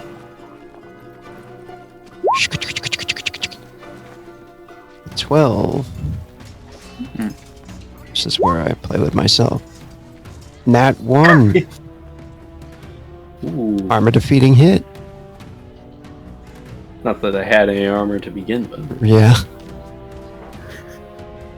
But if it had, oh my god, so defeated. 12 damage. It wounds it. The dagger flies through the air and hits its mark, like slices its arm, stops it from laughing for a second. It hisses at Asher.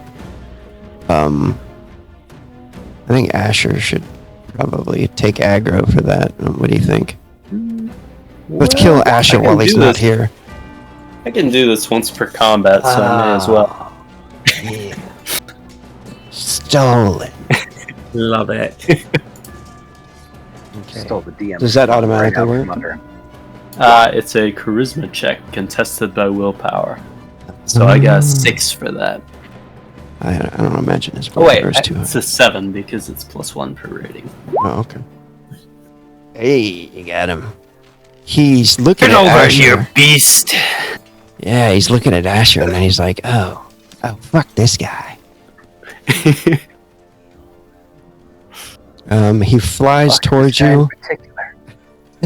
He flies towards you, like right at you, and then he shadow mists, which is like a puff of smoke. Oh. Disappears. Uh-oh. That's a 17 on the perception check. I'll allow you to do perception. Ruin, you can do perception as well. Asher can try it as well. Anybody that has view of the imp can do it. I see not a goddamn thing. Shame. So what was that? I just got distracted for a second. Perception? Yeah, Yep. just a perception check.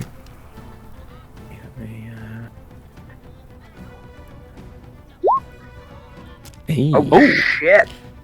Did you see it? He did. You fucking saw With a it. 2d8, he got a 17. It appears. Matched it. It appears like right next to Barian's foot, and it's got a dagger in his hand. You can see like the shadow like forms, and it's him for just a split second, and the shadow forms into a dagger in its hand, and he's like about to hamstring Barian. I will yell a warning, and now I'm sure I can't do this as a mechanical action, but narratively I try and kick it. Oh, nice. This would have been ×2, but he rolled a 2 anyway. So go ahead, Barian. and a 2. Am I in a position where I could try and parry this, or do I? Yes. Or, because yes. I'm facing the wrong way. Yeah, because All right. Ruin warned you. Let me open the door real quick. I'll be right back. Perfect. I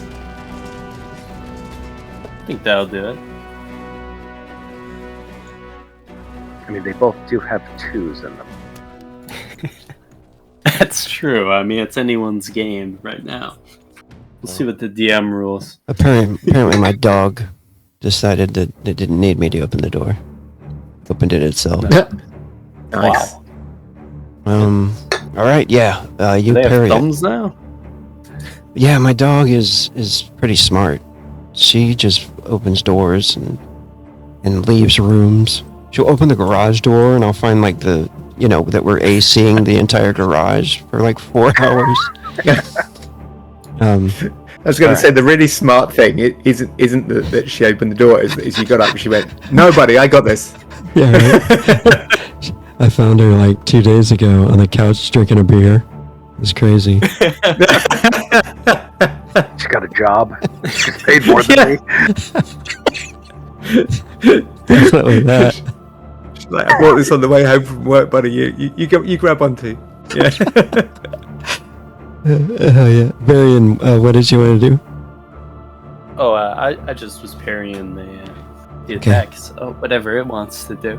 Okay, so you got a tally off that, and it did want to try to grab you and pull you into the circle, which is an unarmed attack. So this is its second attack. Sure. Actually, Yeah. it's its second frenzy. If I'm being correct about it. I'm gonna parry that as well. Okay. Oh, you can risky. Too risky. Oh yeah. Get it. You got 2 tallies. Slap it out of there. All right. It is round 1. Annika's turn.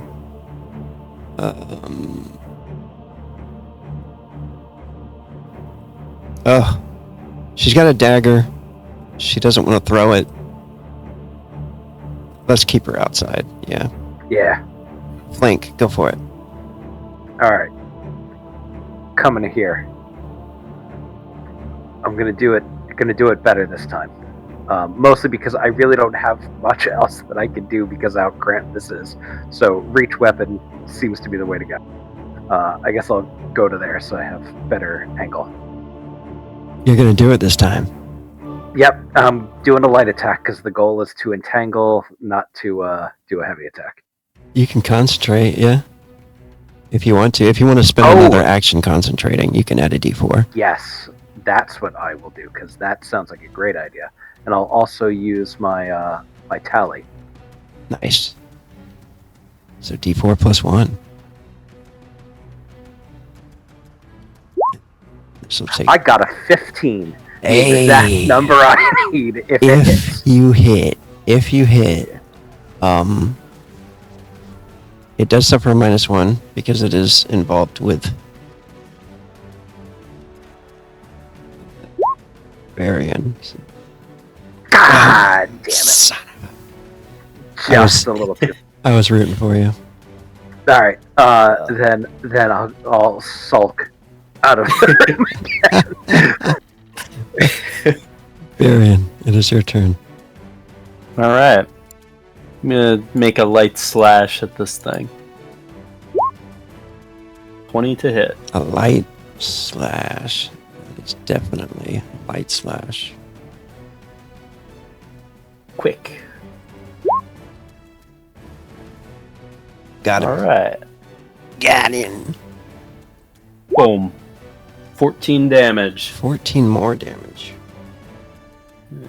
We'll Rips. do one more of those. This one's gonna be a thrust. He's looking rough. Maybe this will be the one. He dodges. Not this one. Any more for Varian? I think you That'll got be his frenzy. turn. Alright. It is ruined. Okay. Ruin him. Ruin points at it and says, "Your turn." Morningstar actions 2. 16, respectable. No, he's suffering the -1. They have been dodging very well, so we'll see. Oh, that's a hit. Oh, nice. Okay. I think that's the end of the imp. Hey, batter. Yeah, this might be it, isn't it? 22. 22. Yeah, because Barian That's brought a him down to low roll. 14. It's a Yeah. low ruin roll. How do you take him out?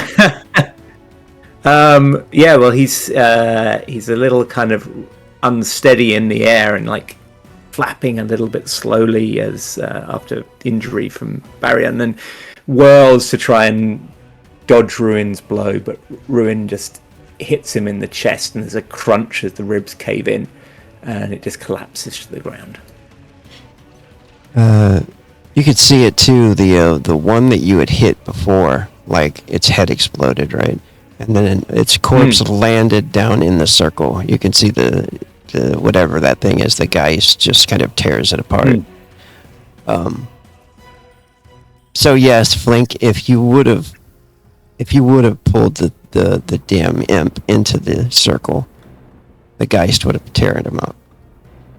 I know it. I look at Cecile. I go, it was such a good plan. It's the end of the combat. I will go back to what I was originally going to do, and I'll take the paste that I made out of the vortex mushroom and the leaf, and I'll be like, all right, let me fix you up. It's phantom flower and vortex shroom, which will fix her any fevers, insomnia, paranoia, or parasites, as well as soothes and heals, and it will give her plus D20 plus 10 hit points, or plus D20 and plus 6 hit points if I heal her. Okay, cool. You can roll that, and see what you roll here. She looks over to her brother and probably tells you as well as you're healing her. I remember those things. They tormented me. Thank you for killing them. Justice was served. Oh, does she have chi or mana? She does. She uses chi. The vortex shroom also restores chi. Nice.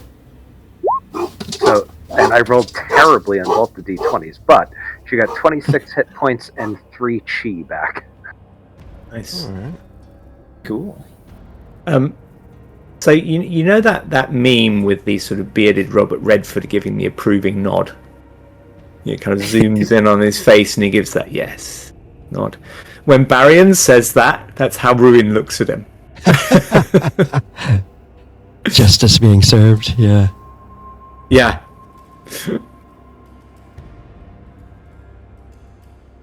I look at Barry and I go, fixed your sister. Well done, Flink. We and our family are in all of your debt. Now let's get out of this hellhole. Ruin, since you are suspicious of me, can you roll a perception check? Okay. Although it should probably be at a penalty because he's busy looking around at the others. Like he's keeping an eye on Annika and Cecilia as well. So, what would you think is a reasonable thing for being a little distracted? Do a -2. There's 2 other people. Yeah, -2. No, I like it. Yeah, modifier -2. 3. All right, and you notice nothing about my bandaged hand. Right. Probably had it during one of the combats, yeah. Were there any prisoners down here that haven't already been rescued? Are you saying that in character? Yeah.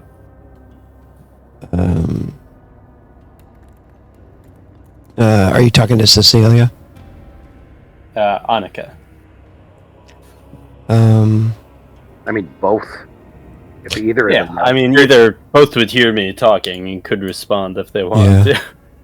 What happened to the old woman that we found as well? The one that was like mostly catatonic. Oh shit, where is she? She's at. Did we abandon her because she's old? Oh, she's That's with Galen. Wow. She's with Galen. Yeah, that's right. She's with Galen. So I'll go over and I'll open this door over here and I'll yell, Galen! You can hear him very faintly. To answer your question, Varian. Cecilia says she just mentions that she's been out of it and that she can't remember. And then the other woman doesn't know. Because she was kept in that cage for a while. So she basically just explains she's been in the cage. We may have saved everyone who can be saved. The door opens up. It was locked. And I didn't want to unlock it before. Because I can't remember if you guys locked it or not. I feel like one of you did. We did. I think we locked it so that nothing could double back. Yeah, come up behind you or something, yeah. Galen opens the door and he says, we are here. I found another room. What? You Where? should probably come see this. Guys, Galen's a spy. And I'll follow Galen. And he does. He has the old woman with him. Oh, that's right. There was a little room to the south we didn't do.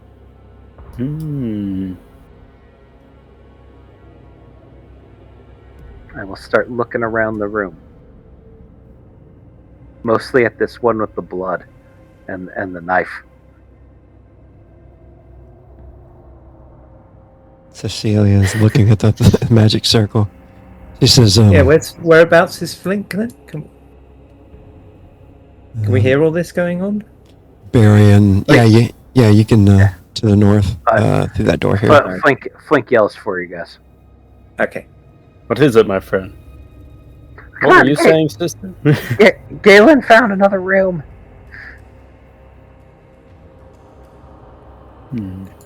Cecilia, Galen. Cecilia just she looks down and she whispers, "I remember this," but then she keeps coming.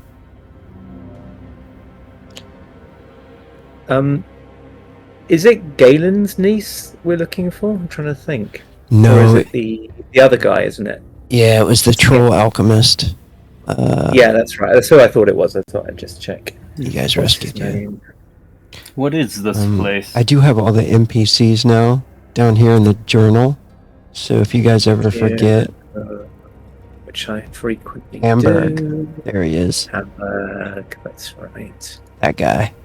That's the fella, yeah. He's I remember definitely his evil. face. Yeah, you guys saved him a while back. Yep. That was before Barian came to the picture. That's right. I Ruin think I was ran safe. into that gnome in my backstory. Oh, the drunkard one? Corbus.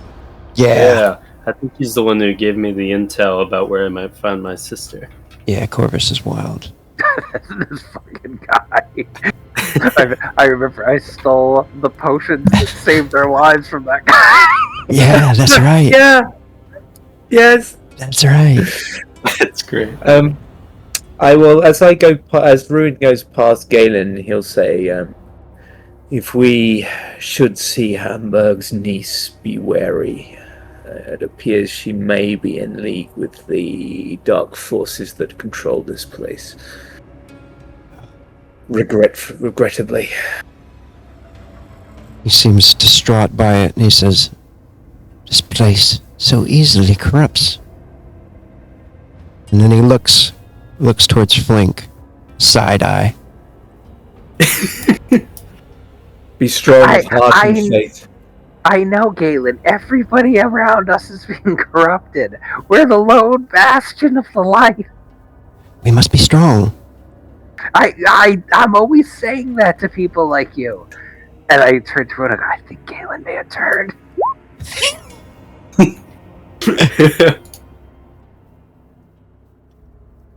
I'm gonna start inspecting the area because I see that there's like a bloody bowl here with a knife next to it. See if there was like a ritual that I can identify or anything around. By the way, Galen's look was enough to remind Ruin, and he turns around and says, "Flink, don't think I've forgotten about that book. We will talk." There is no book. You have forgotten all about There any is books. a book. There is a book. You've never read anything in your life. Just out of curiosity, do you lot have some kind of escape plan? I just came in here with the rest of the guests, Yes, we do. and I'm not sure if... Oh, ideal. You notice that's Asher that says that. He kind of pops in from the doorway and leans up against the wall and he says, we have a boat out back waiting for us. Perfect. I hope you don't mind if my sister and I stow along with you. Absolutely. You should come with Wait. Didn't you guys hire a prostitute to row the boat? us. We did. She's a good oarsman. Was that in character?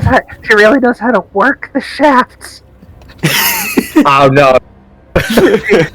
She can work them back and forth. It's not how much effort and power you put in. It's the motion of the ocean. Yes, I may have hired a prostitute. It seemed a good idea at the time. It was a great idea. Well, at least they can be relied upon to be discreet.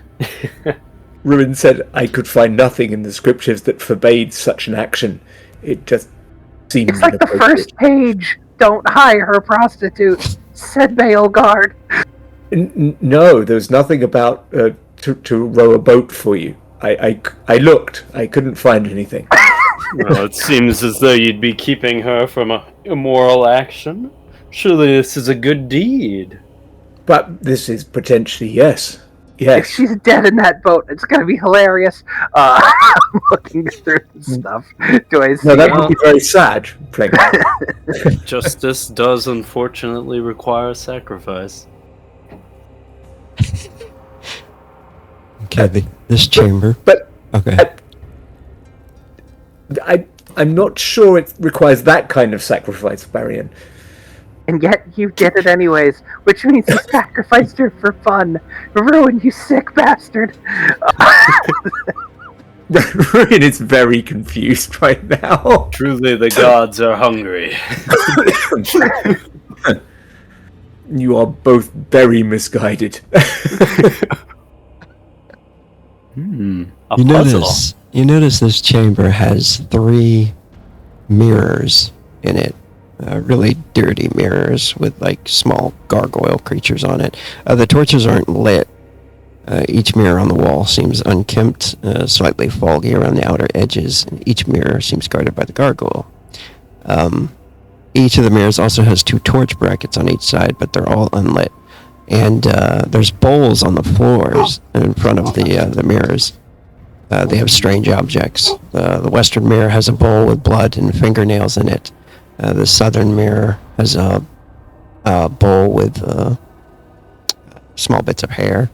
And then the eastern mirror has a small ring with the bull's head on it. How Strange big is the engraving. ring? Well, I mean, it seems like a normal-sized ring, actually.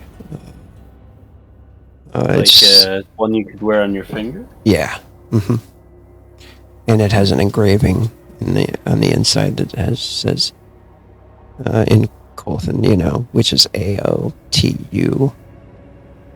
There's also a ritual dagger, the same kind that you saw the priestess using, the serpentine hilt, and each bowl has an unlit stick of incense sticking out of it, and an open scroll laying next to the bowls. I'm gonna start to unroll the scroll to the south just to see what's written on it. Yeah. Be wary, Flink. It could be a thing of evil.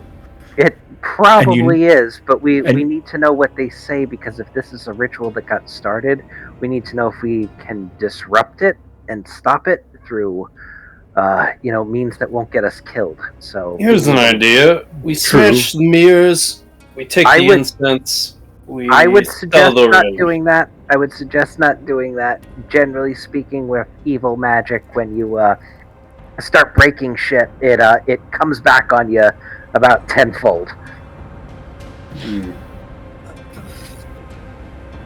I do like the thought, though. I suppose you are more well versed in matters of the arcane than I.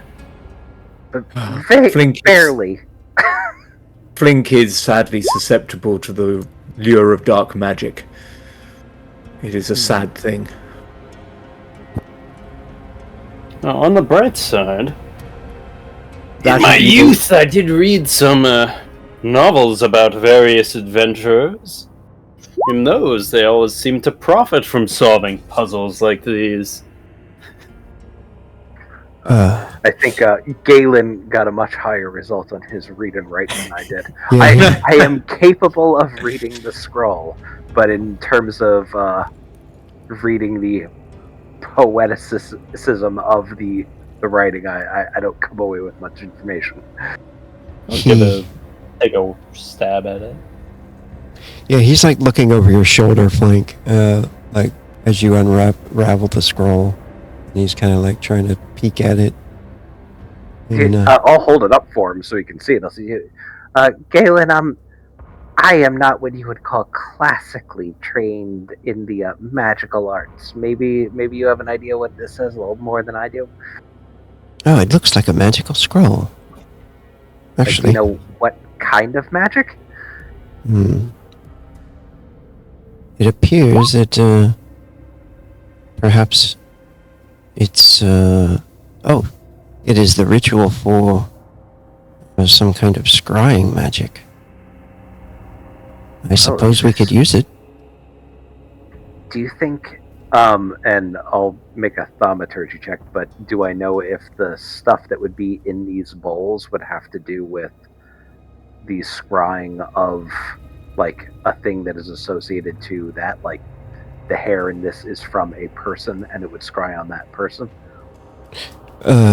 Yeah, you could probably assume that pretty easily. Okay. Go ahead and do a Okay. thaumaturgy if you want. Barry, and you can read, you notice that the language is kind of like written in like a Theban type of tongue, which is kind of like magic writing.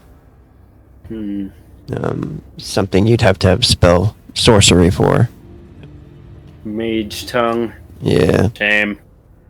Flink, yeah, you're able to deduce that very thing. Every looks like the components are all set up for this spell to happen. All you'd have to do is read the scroll and burn the incense, and the components.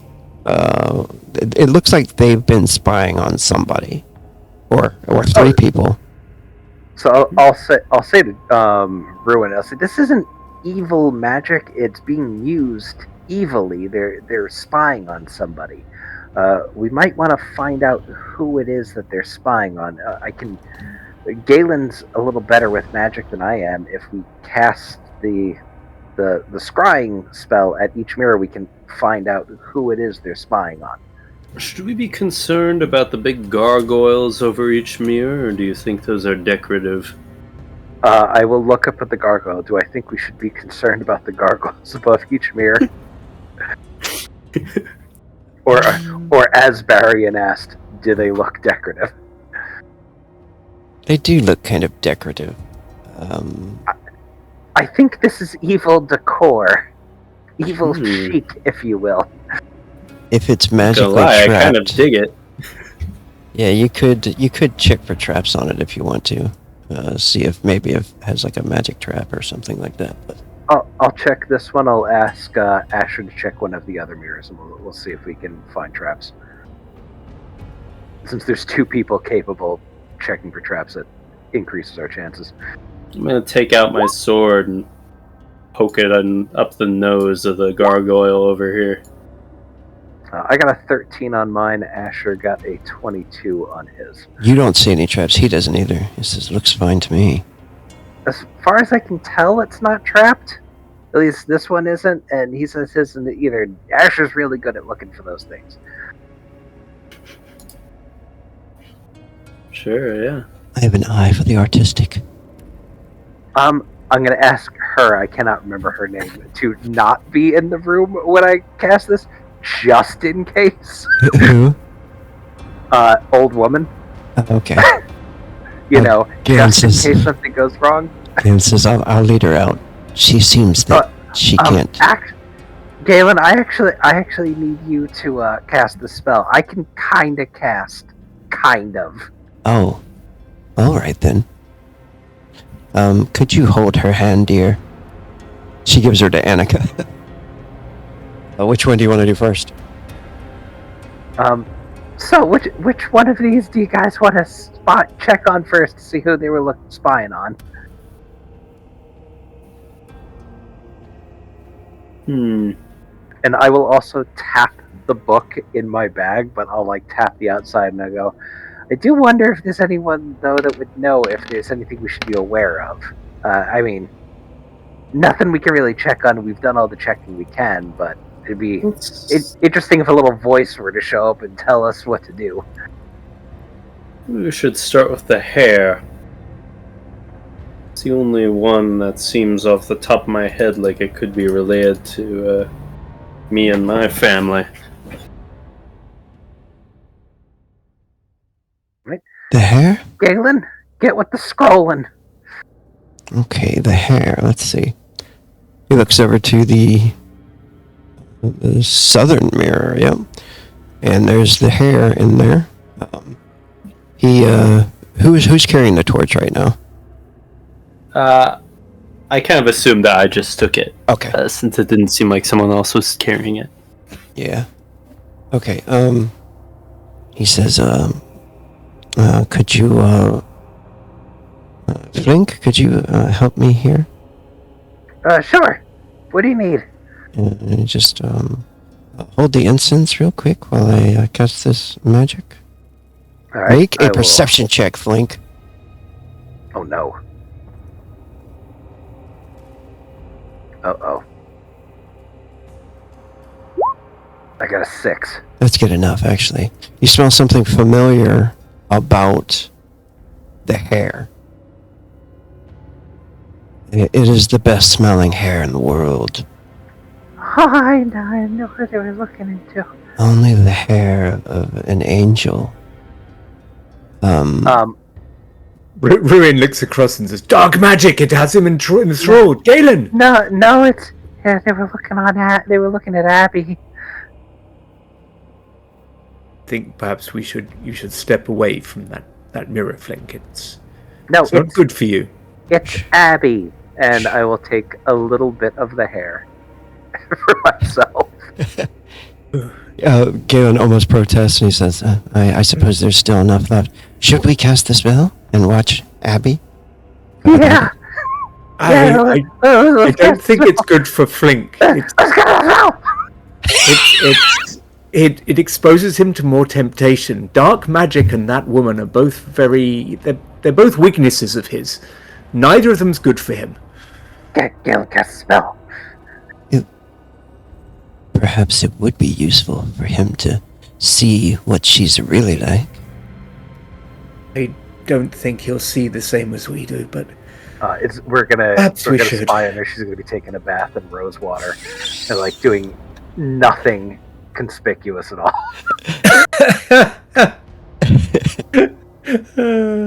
She'll just be eating dinner. Alright, I'm not trained. Saving a puppy. He's gonna concentrate.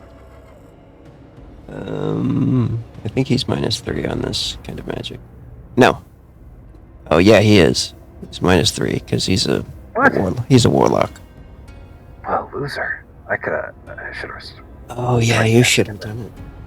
You might not have suffered. you might not have suffered. What if he fucks it up? There's only one use. Here goes. He's gonna fuck it up.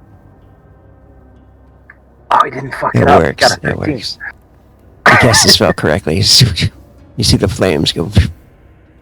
They rise up, and Sure enough, in this scene in the mirror, you notice the scene takes shape in the mirror as the fog on the edges of it begin to recede, and you notice some curtains are drawn, candles glitter with like a green flame. You notice a woman with red hair. I think you guys may have seen her for a moment at the party. Yes, we saw her like through a door. Yeah, the senator. She wears that same kind of that garb, the robe, that old Roman robe style look to her. She's got a wine glass in her hand. Her eyes are bright, charm, calculated expression.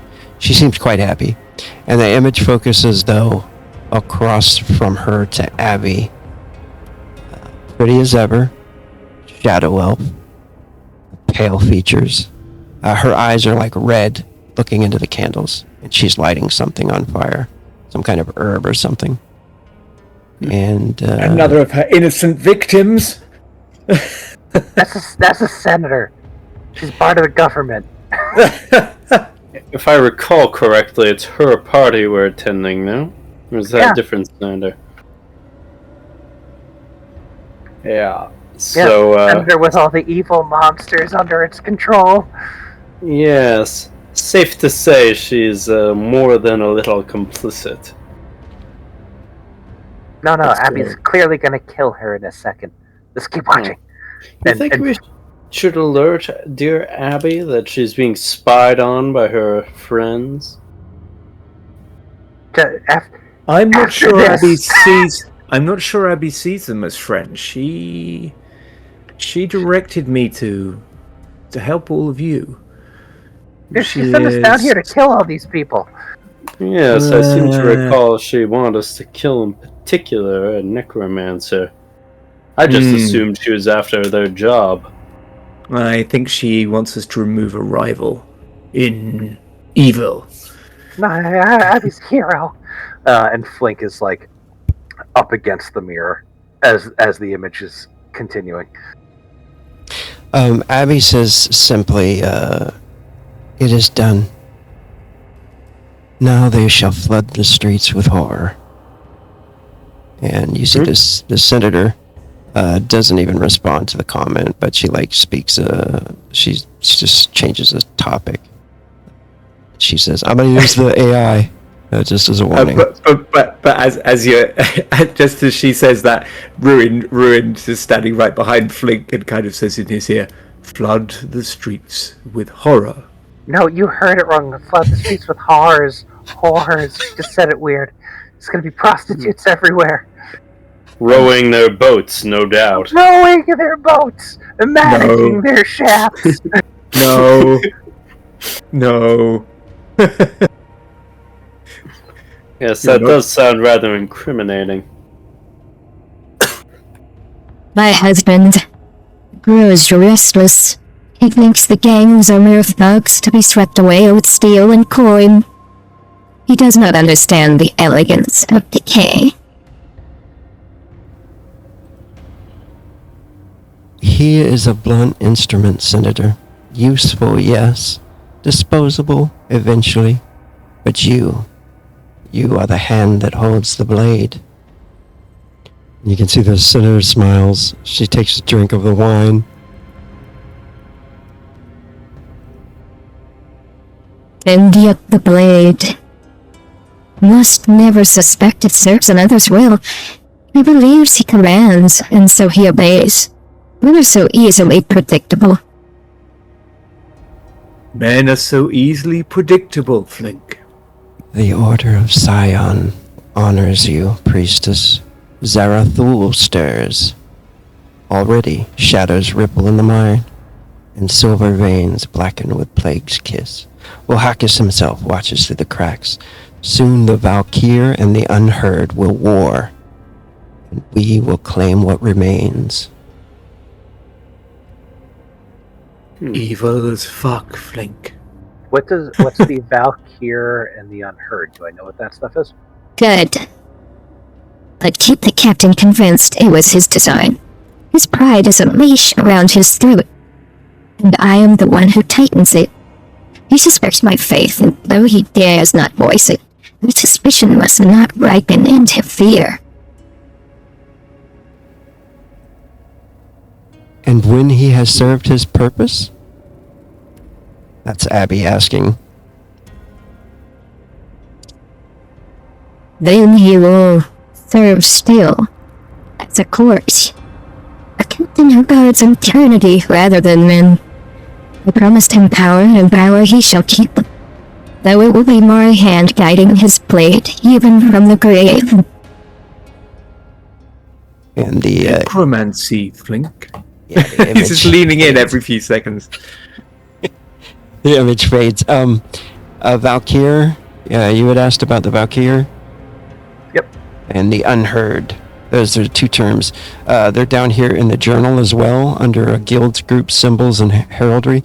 The Valkyr are the organization that you guys fought with a couple of times. You guys did a job against their warehouse. So they're bad guys. Yeah, they're like they started out as like a smithy guild that runs most of the silver mines, and they're like pale dwarfs. The Valkyr is their word for witch's hammer, but they started as a smithy guild, and then they kind of turned into a band of criminals. Now they hire more than just pale dwarfs. They have ratkin and humans and orcs and goblins and stuff like that. They're also craftsmen, and they work out of the silver mines. They have affiliations with the Unheard and the Red Guard and the Broker. That's when you guys went to the black market. The Broker is the person who runs that place. And then the Unheard, that's a Shadow Elf guild. And you guys have also run into them. Oh, those are the people that chased us that destroyed their cart, right? Yeah. So this is what I'm hearing, and Flink will turn and go, you're not listening, Ruin. They're going to take down two gigantic evil organizations of crime in one fell swoop by turning them on one another. They're doing good work. Flink. Oh, Flink. Let me, She's a hero. Oh, Flink. correct the record here ever so slightly. The Order of Scion is not going to be in the right here. They never are. They are, and sorry to interrupt. It's just that I've got a deep hatred of the Order of Scion as a character thing. So yeah, he'll say they never are. Scum they are. You're not watching. She's gonna come across them in the end. She's gonna take them all out. Wait, Abby's with the Order of Scion? No, she's gonna take out the Order of Scion. She's playing something of a double agent for us at times, but I think that her loyalties are with whoever will give her power, most likely. No, Abby's at the top. She's taking the power. You might be correct about this double agent thing. Yeah. I think she's the hero. Oh, Flink. You're 100%. not thinking... 100% positive. Once again, you are not thinking with your head, are you?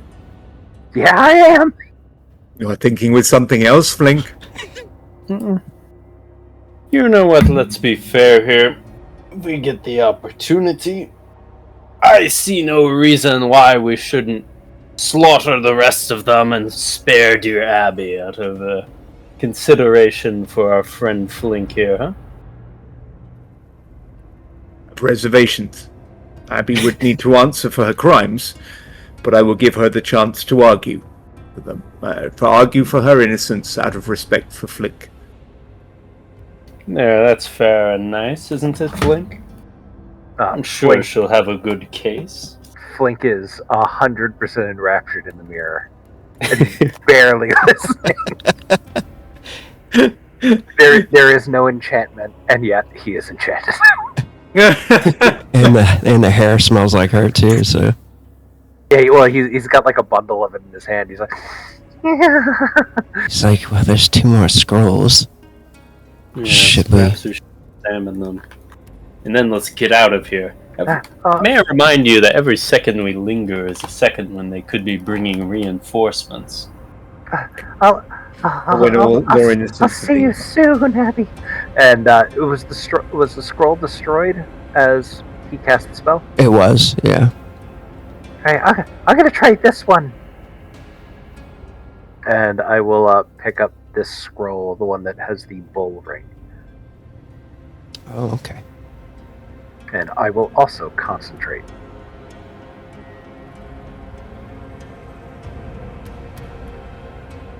And that one is the Eastern Mirror. Okay. I got an 8, Nice. 4, and a 4. The spell works. And for a moment, you see the smoke. You notice a dark hooded figure stalking the alleys of the city. It's nighttime, of course. As the figure moves absolutely silent down the center of the street, you notice he passes a familiar old warehouse. And then you notice a similar, like, scent coming out of the mirror that some of you recognize as a narcotic. I should have mentioned before, this spell, when cast, like, you can kind of smell, not only see and hear what's going on, but you can kind of smell it. So it's not like it looks like a spell somebody's created, maybe, or a new spell, a powerful kind of scrying one. It's not in the book. Anyway, you guys remember that narcotic, the Blue Lotus, Yeah. that gnome was smoking? Fucking no. Yeah. Yeah, you notice that smell hits the air. You also notice there's a harlot hanging out in a doorway of the Red Alley. You remember that place? She's looking for victims. Clients. Then you notice several dark shadows come out behind the figure that's walking.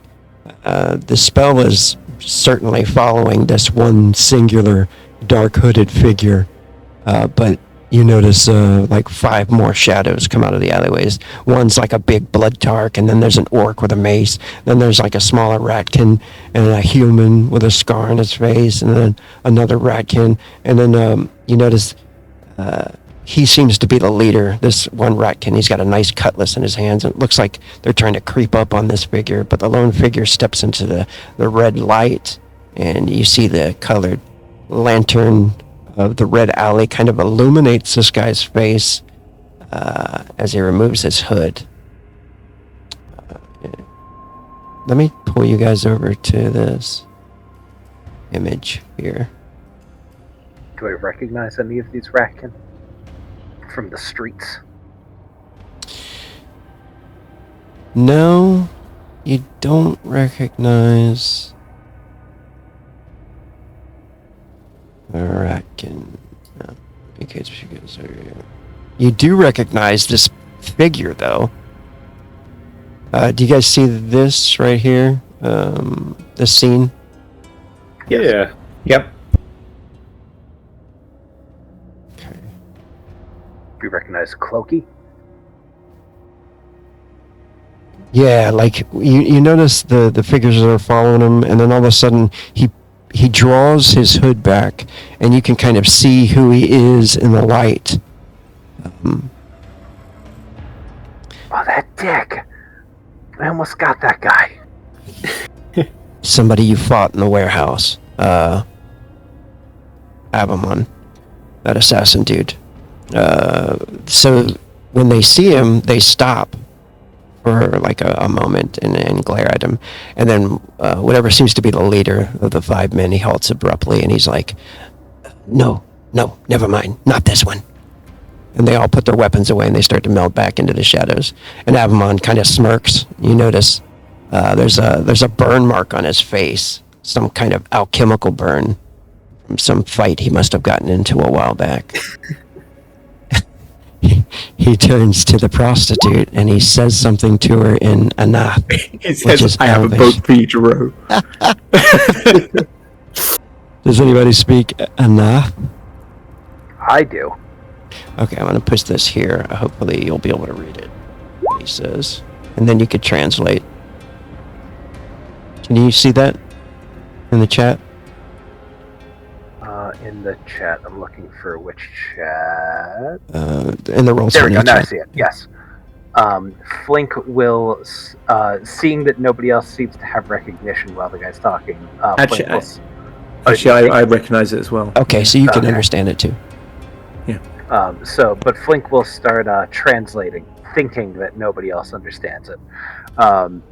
Clearly mistaken, but still thinks that. I'm looking for someone. A drunkard gnome who wears a top hat. Oh, hey, it's that redhead guy. And she said, I know where he is. Corbus is right upstairs. Right after she asked that question, suddenly you can hear screams coming from the alleyway, and you can see some those 5 guys come running out. They're all attacked by some monstrous looking creatures, and the creatures look exactly like what you guys fought when those people split in half and they turned into monsters. They get attacked by 2 of those monsters in the street. You notice the assassin, he pulls his blade, and then the image goes away.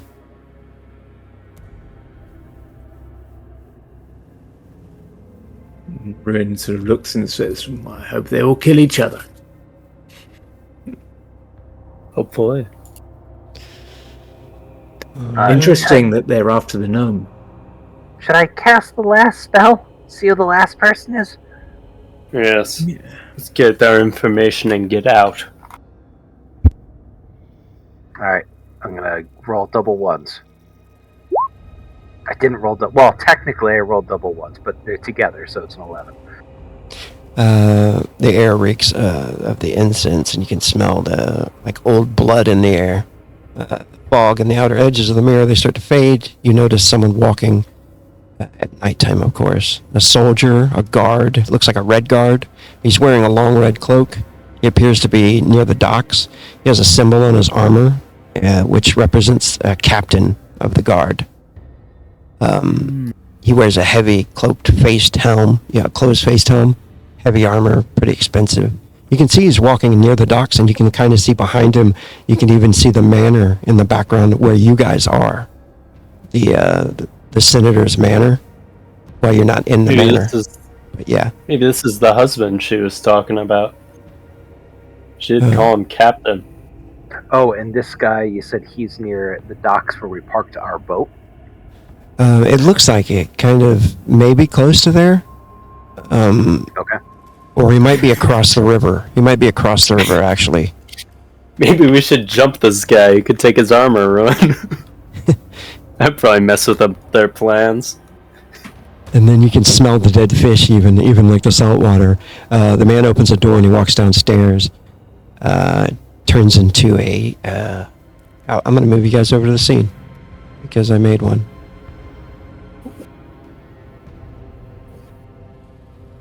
At first, it looks like barracks. You can see weapon racks on the walls and bunks. I'm not seeing the art there. Oh, okay. Let me see here. Oh, okay, I see why. Aha. You see that? Weirdly, we're seeing it like a view through a window into there. Oh, weird. Makes very cinematic. That's it. Yeah. Does that work? Thank you. That works. Thank you. Oh, okay, cool.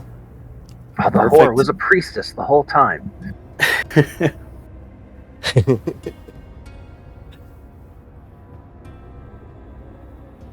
All right. Hopefully, I'm gonna do 2 voices here because one has to be the AI.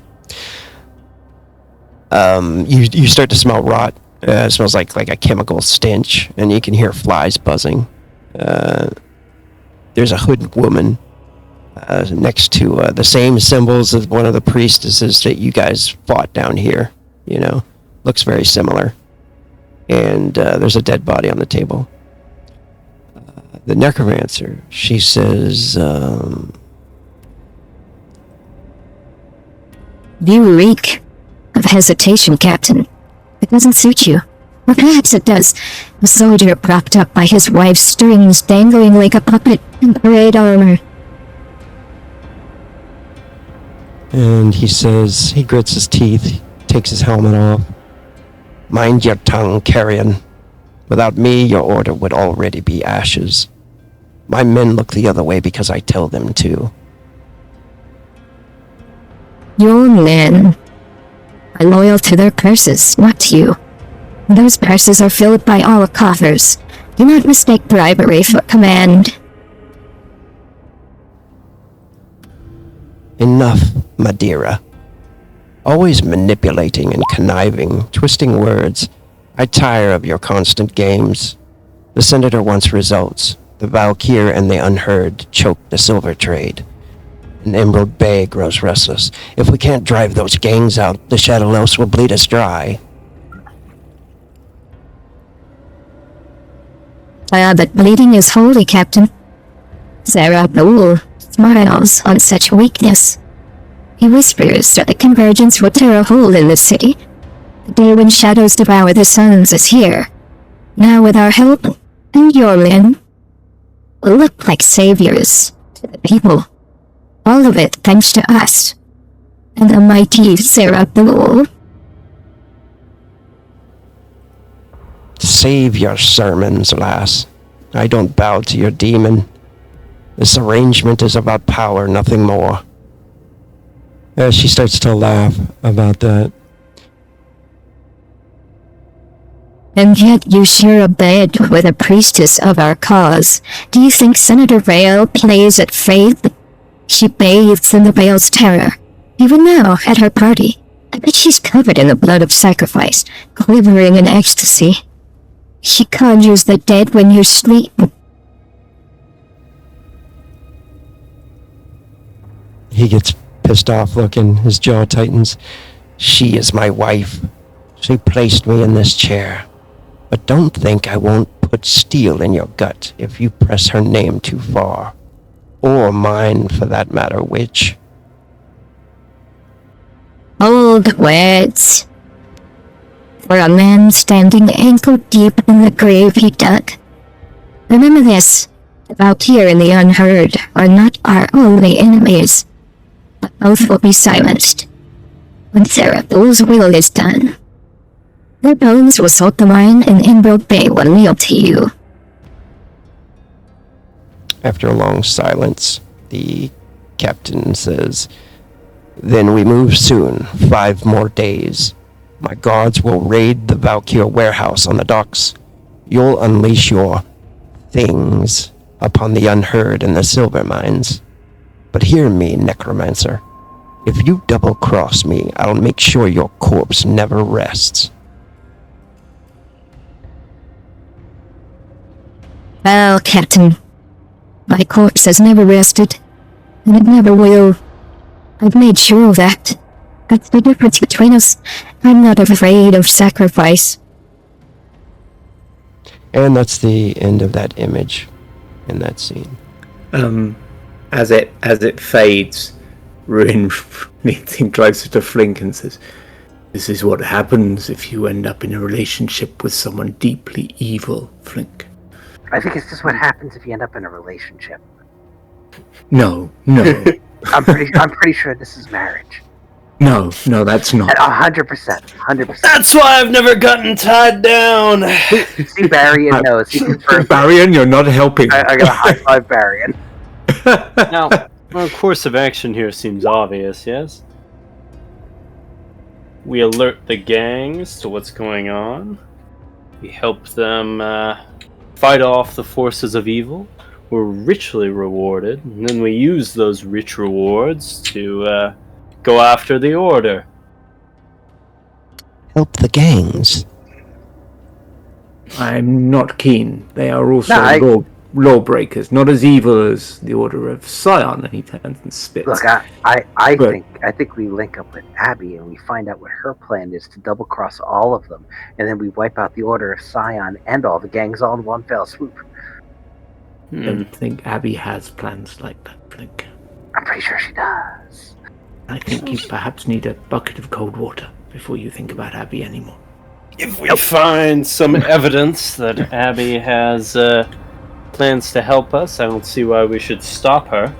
But in the meantime, it seems that the most direct way to sabotage the Order is to help the gangs. Don't like it. I would rather slay them all. Well, perhaps some in the gangs should merely be imprisoned, but that remains to be seen.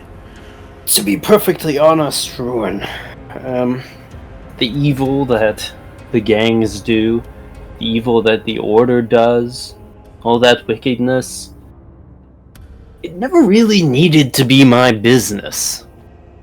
Truth be told, as much as I might detest it, it probably was not going to be a problem I ever dealt with personally. But the Order! They tried to wipe out my family. They kidnapped my dear sister. And so you have to understand that for me, destroying them, repaying that wrong, is the top priority. I can understand it, Varian, but I do not condone it, much as I also believe that the Order are the greatest of these evils. But when good people condone lesser evils, well, then slowly but surely, everything goes to shit. Naturally. We'll have some time to think it over. Nevertheless, we've got plans. Areas where we can press further action. 5 days. 5 days? Galen says, sorry to cut you off there. He does kind of cut you off when you're talking, though. He just says, 5 days, it seems. When you say, we have some don't time. have tons of time. Yes, I would consult with the good father. I'll consult with Abby. You go And to Flink starts running out. Ruin lunges for Flink and probably misses as he goes because it catches him by surprise. He's like, Flink, don't you dare! Oh, he's gone. Should I run and catch him? I think it's best to try, but oh, Flink. I am rather quick. Would Asher try to grab you? I don't think so. I don't think so.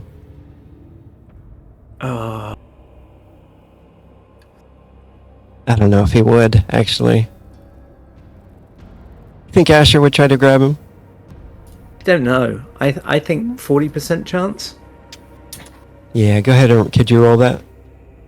Yep. 40 or lower, he'll try to grab you and stop you. Okay. Let's just roll 100. 14. Alright, he's just gonna try to grab you. Restrain you, Flink, while you're running by. There's the 2-action attack. Just one attack. If he misses, say la vie. Yeah, you easily. Flink, no! Asher tries really weakly, too. He's like, hey. Oh, he's gone. You're in by me. Flink, you should probably not do that as you're going up the stairs. And then, before, as Flink is like starting up the stairs, you guys hear the cries of a woman down this passageway. Oh. Shouting, no. Perhaps Flink stops